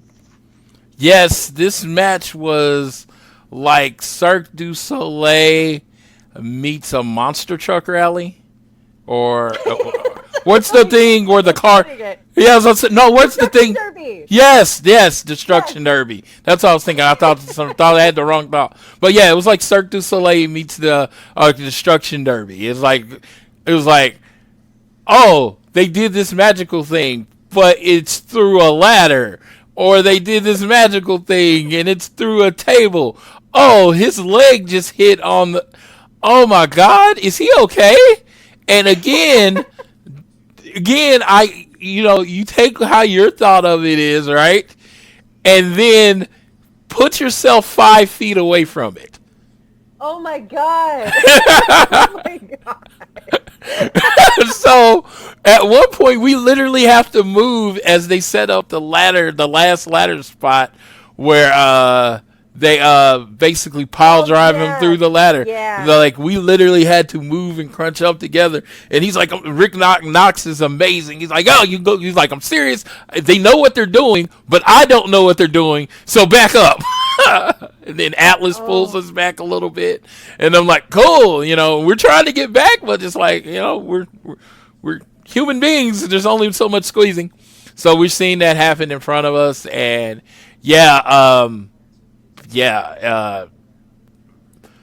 it will take a spectacle for any other ladder match to ever match this one. I honestly think they've ruined me on ladder matches. Because so they did for Final Battle. That was the one where I was like, there's never going to be another ladder match that's as good as this one. Okay, well, maybe this one too. Yes.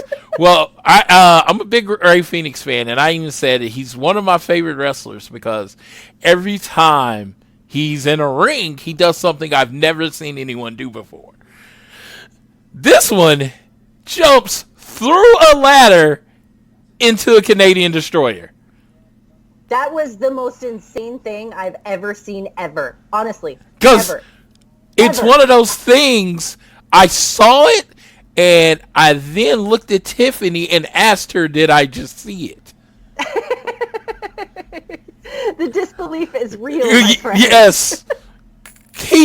Seriously, because even him, he looked at himself in this middle of this hardcore match, and he has to give himself like an applause. Like, I just did that. Because that is not supposed to be physically possible. Like, if someone says, you know what, he's going to jump through a ladder and then catch into a Canadian destroyer. I'm like, no, it's not going to work. And it looked so smooth when he did it. It looked like it was a death-defying stunt. Yes, and then it's like so Nick's going up on top of the ladder and the table's right in front of us, right? He's going up on top of the ladder and he's going to put someone through the table. And all I say is, please don't die. Because it's like, and it was a true thought, because I'd seen so many miss the close when one comes over, one is going over outside the ring. I think it's Nick gets pushed outside the ring and his foot gets caught on the top rope or whatever, and then he only goes through one table instead of two. And I'm just like, oh my God, wrap this match up. Like, you've done enough. You've put on enough show. And I know it was great. It was amazing. It was death-defying. It was the best ladder match I've ever seen. Me too. Yeah. And, as far as being like worried about people, the thumbtack skateboard and the thumbtacks in your mouth and crashing through Cracker Barrels, that was good. That's fine. They're safe. They're playing. This was like, holy shit, did they just die? Yes. Oh my God. It was so good. It was so good, and I hope they never do those spots again because that was also very worrying. But they ended up okay. Yeah. And the end of the match, you're still worried about them because you don't know that they're quite all right just yet. And then the Lucha Brothers are still beating down on them after all of that. And then we get these presidents coming out. Yes. And we're like, what the hell? But the crowd knows. The crowd knows immediately what the hell is up. Everybody in the first row knew because I knew who it was. Everybody. The whole crowd is suddenly like, LAX, LAX, LAX. And who is it? LAX. That was awesome. It was funny because I was listening to another podcast about AEW, and they were like, the crowd didn't care. And I'm like, no. The crowd was lit. But because it wasn't a surprise, they were already chanting their name. So, of course, chanting their name is not going to be like the same sound or acoustic as the shock and awe. They were already chanting the team's name. So they do the beat down and they take off the mask. There was no surprise. 11,000 people in that stadium knew who was under that mask. So, yep. Yeah, it was like there was no shock because everyone knew. And it was Santana or Ortiz. They were very careful to say they cannot go by LAX because unlike other people who have left Impact with their name, right, their names were stuff that they created. LAX is TNA Impact original. Actually, if anyone owns that character, it would be Conan. Because he came up with the whole gimmick of LAX. And he actually was there in the backstage area. Yeah. I guess he was going to come out, but they decided that he didn't. I prefer that they did it the way that it happened, which is just those dudes come out. It's all about them. It's all about the tag team. It was awesome. Yeah, because in AAA, Conan is a heel. And he hates Pentagon and Rey Fenix. So if they're continuing the AAA storyline, he would be bringing in Santana and Ortiz to go at that, and then they'll have a completely different storyline or a similar storyline on AEW television. So Conan, I don't think, can appear on AEW television because he still has a contract with Impact, but he has a deal where he can still do AAA. So it's one of those weird things that's gonna happen in this new wrestling where it's like, well, AAA has a working relationship with Impact. AAA also has a open relationship with AEW, so you're gonna see some storylines happen in AAA that can't happen on AEW TV because they're Impact products. Did I just explain that clear? Was that good? No, you did. You got it. Yes. So it's. AAA. It'll be all good. Yes, so so they'll be in AAA and AEW. They are going to. It looks like their name team is going to be PNP, Proud and Powerful. That's what it looks like their name's going to be. I'm not 100% sure. Santana has changed his Twitter to Proud and Powerful, but so that looks like what their name is going to be. On the show they just called them Santana or Ortiz, but they got to get their. They got to get their licensing and what product or what name they're going to go by, and then it'll be out there. But it looks like it's going to be proud and powerful because they are both Puerto Ricans, and I think they were called the Boricuas. AEW said the Boricuas have shown up because they're, of course, both Puerto Rican. Well, there we go. There was a lot of Puerto Rican representation at All Out, which was awesome. Absolutely. Let's dive into this main event. This was the very first AEW World Championship match. And we've got Hangman Page coming out on a freaking horse with some cowboy shit at All Out, which was amazing. And we've got Chris Jericho coming out to Judas because this is a badass entrance. And you've got the whole arena singing it right along with the theme song. Yeah. This match was excellent. Hangman Page looked incredible. I truly didn't know that many people knew the song Judas.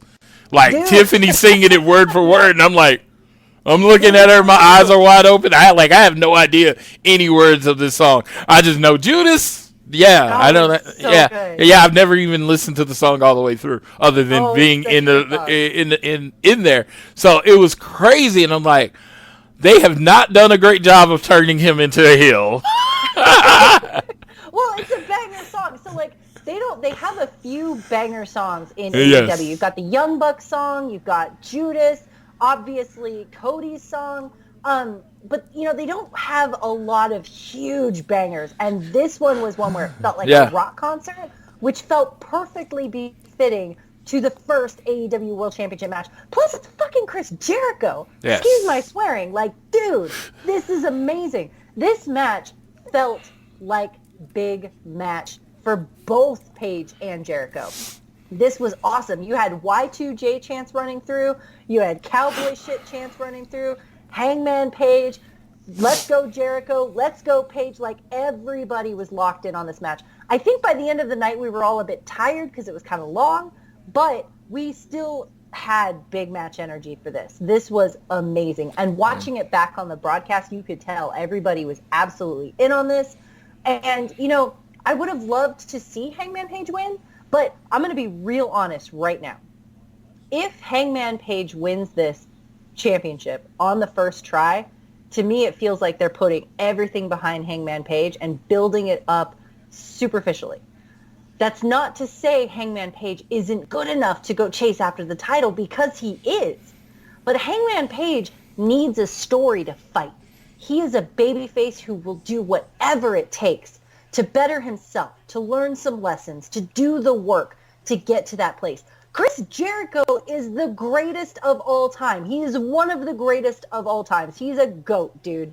And you've got Chris Jericho as somebody who is a guy that the championship just looks like it needs to be a part of. I mean, unless he's leaving a steakhouse, but it looks good on him. It matches him. This is a dude that people outside of AEW who haven't been watching AEW or who are kind of curious about it are going to look and know Jericho. They're going to see Jericho with that championship and be like, holy shit, Chris Jericho is their champion? Whoa.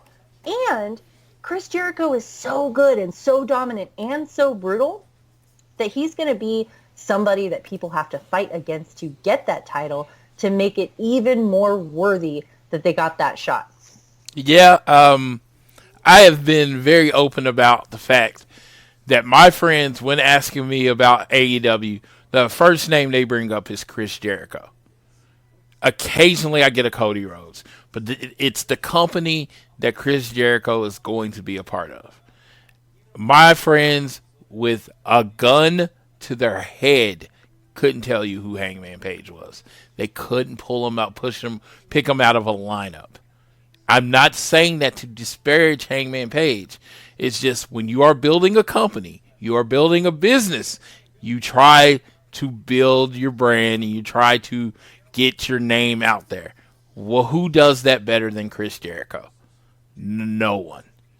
It's just he had to be the champion. I immediately tweeted out from All Things Elite page after he won the title. Sometimes the predictable thing is the right thing. 100%, dude. Yeah, it has to be. Hangman, just like the first match I ever saw Kenny Omega in, he was lost. A lot of people, this is the first match they seen Adam Page in. They saw him look impressive, and they saw him lose. They saw him be almost there, but not quite. He got a little predictable in the end because he went for his third. If you're looking at a storytelling, you know, if this wrestling's a shoot, he went for his third buckshot lariat, which, of course, you're wrestling against somebody who's been doing this for 30 years. He sees what's coming this time, and then he throws the Judas effect. Boom! Match is over. Real fight. If you're trying to present it like a real fight, that was the perfect ending. A young guy went to the well one too many times, and a veteran made him pay for it. Perfect ending. Chris Jericho didn't win by being super athletic. He didn't win by being super strong. He won by being a crafty veteran that was one step ahead of the young stallion, the fucking horse. Dude, it was awesome. And then Chris Jericho ends up in the news not 24 hours later because the damn title got stolen while he's eating at a fucking Longhorn Steakhouse. In Tallahassee, Florida. Oh my God. Yes. Like, suddenly everyone's like, what the hell? Jericho's title is gone. No one knows what the hell happens. First, people think he just got drunk and lost it. Then it's like, oh shit, wait, police report filed and stolen. That's legit. And then the memes take off. Where in the world is the AEW title? So that goes nuts. And then, like, within the same time frame, Jericho's backstage promo comes out where he's talking about a little bit of bubbly. And that goes viral. And you've got the Oakland A's talking about a little bit of bubbly. You've got BBC News talking about the world title. You have the crazy Sports Illustrated is covering memes of a little bit of bubbly. Like, this is nuts. So not only do you have Chris Jericho as the face of the AEW World Championship, which is worthy enough on its own, but then you have two of the biggest viral internet news stories simultaneously having to do with Chris Jericho and AEW, and it just gets so much publicity. It's over the moon and just ridiculous. It's amazing. Absolutely. I completely agree. 100%. You know what? For every person that said Jericho shouldn't be the champion, look at what he did with a mistake. Yeah. He made a mistake, a gif, a meme, whatever. He made a mistake go viral. Yep. A little bit of bubbly is now a part of AEW lexicon. I guarantee you one of their announcers is going to say that on the first TV show. I imagine when he comes to matches or whatever, he's going to have a big bottle of champagne after he wins.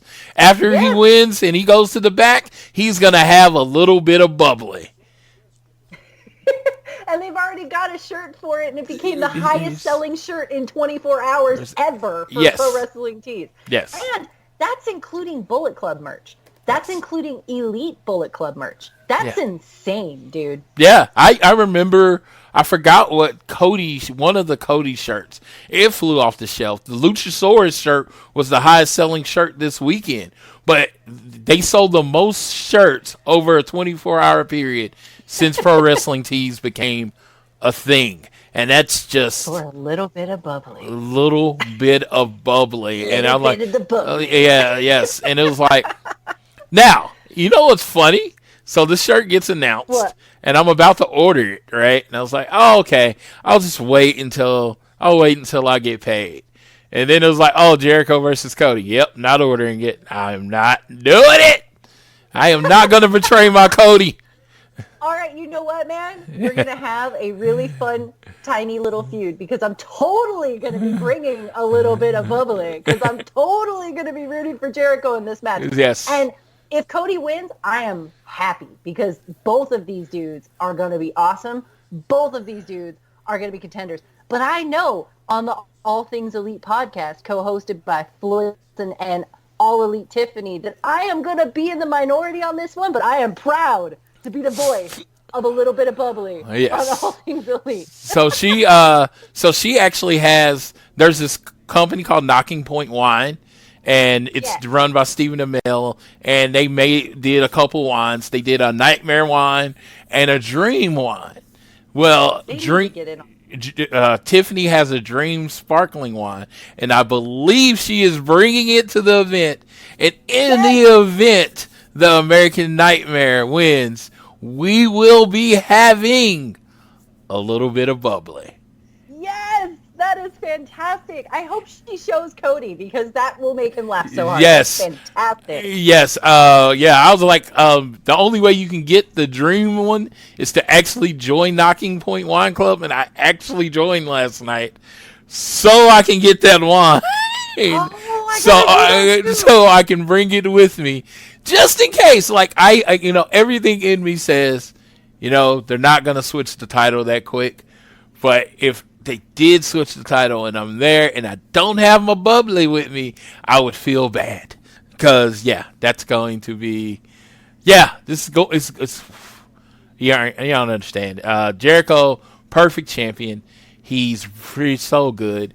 He's one of those people you can put up in front of the media, and he can give an interview, keeping kayfabe, but still being Chris Jericho. You know what I mean? It is this fine line that not a lot of people can do. He's excellent at it. So in the media that you have up until the next month of the show, you're gonna have Chris Jericho showing up places, who's excellent in front of the camera. You're gonna have a little bit of bubbly. You're gonna have Cody Rhodes doing that, and it's just gonna be fun.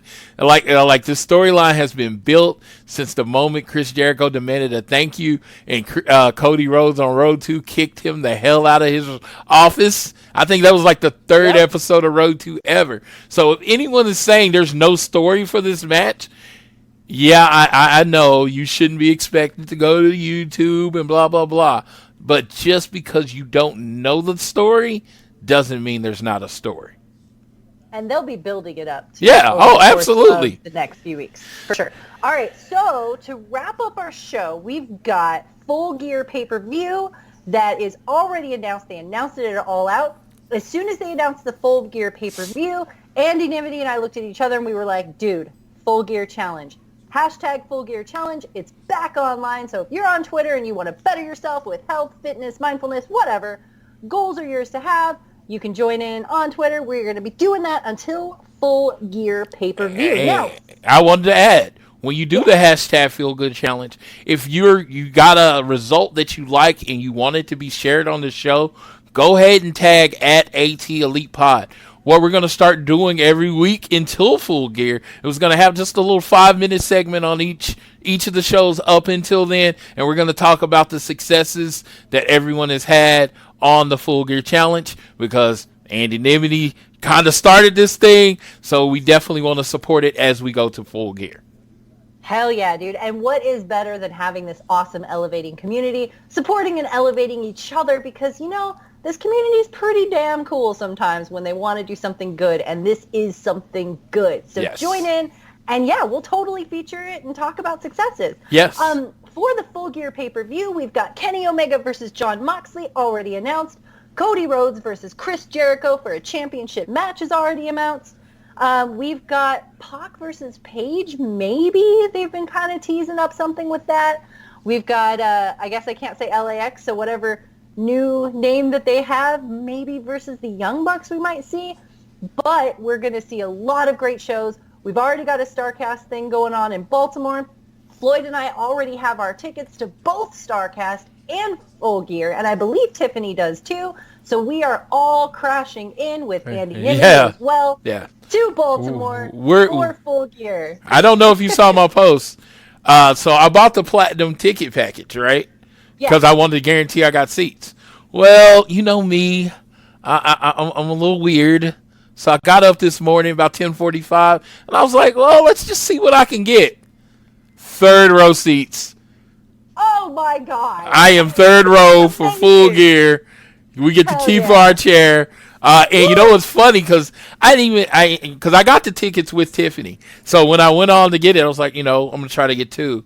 And I didn't tell her. I was like, just in case it didn't happen, it was like I didn't want to build up our hope and then disappointed. So I was like, I get the tickets, and I'm freaking out. My hand is actually physically shaking to the point where I couldn't type it in because I had no idea I would get that close, on my own or whatever. And I was like, I have a surprise for you.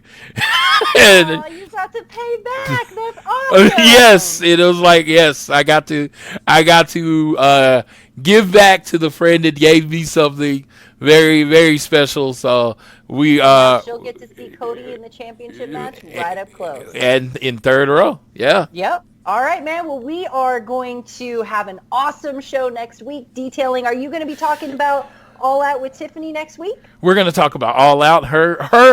We're going to specifically talk about her experiences at All Out in Starrcast. Then we're going to talk about the news for the week. And again, like I said, send in your Full Gear news. We want to pump up everybody that's on it. If it's 1 ounce, if it's 20 pounds, if you just manage to walk 15 minutes every day and you haven't lost anything yet, it does not matter. The Full Gear Challenge is about living better no matter the actual results, but we will celebrate the results. Hell yeah, man. We are a team, all of us on Twitter, working together to better each other and ourselves, and we've got your back. So join us with Full Gear Challenge, hashtag Full Gear Challenge.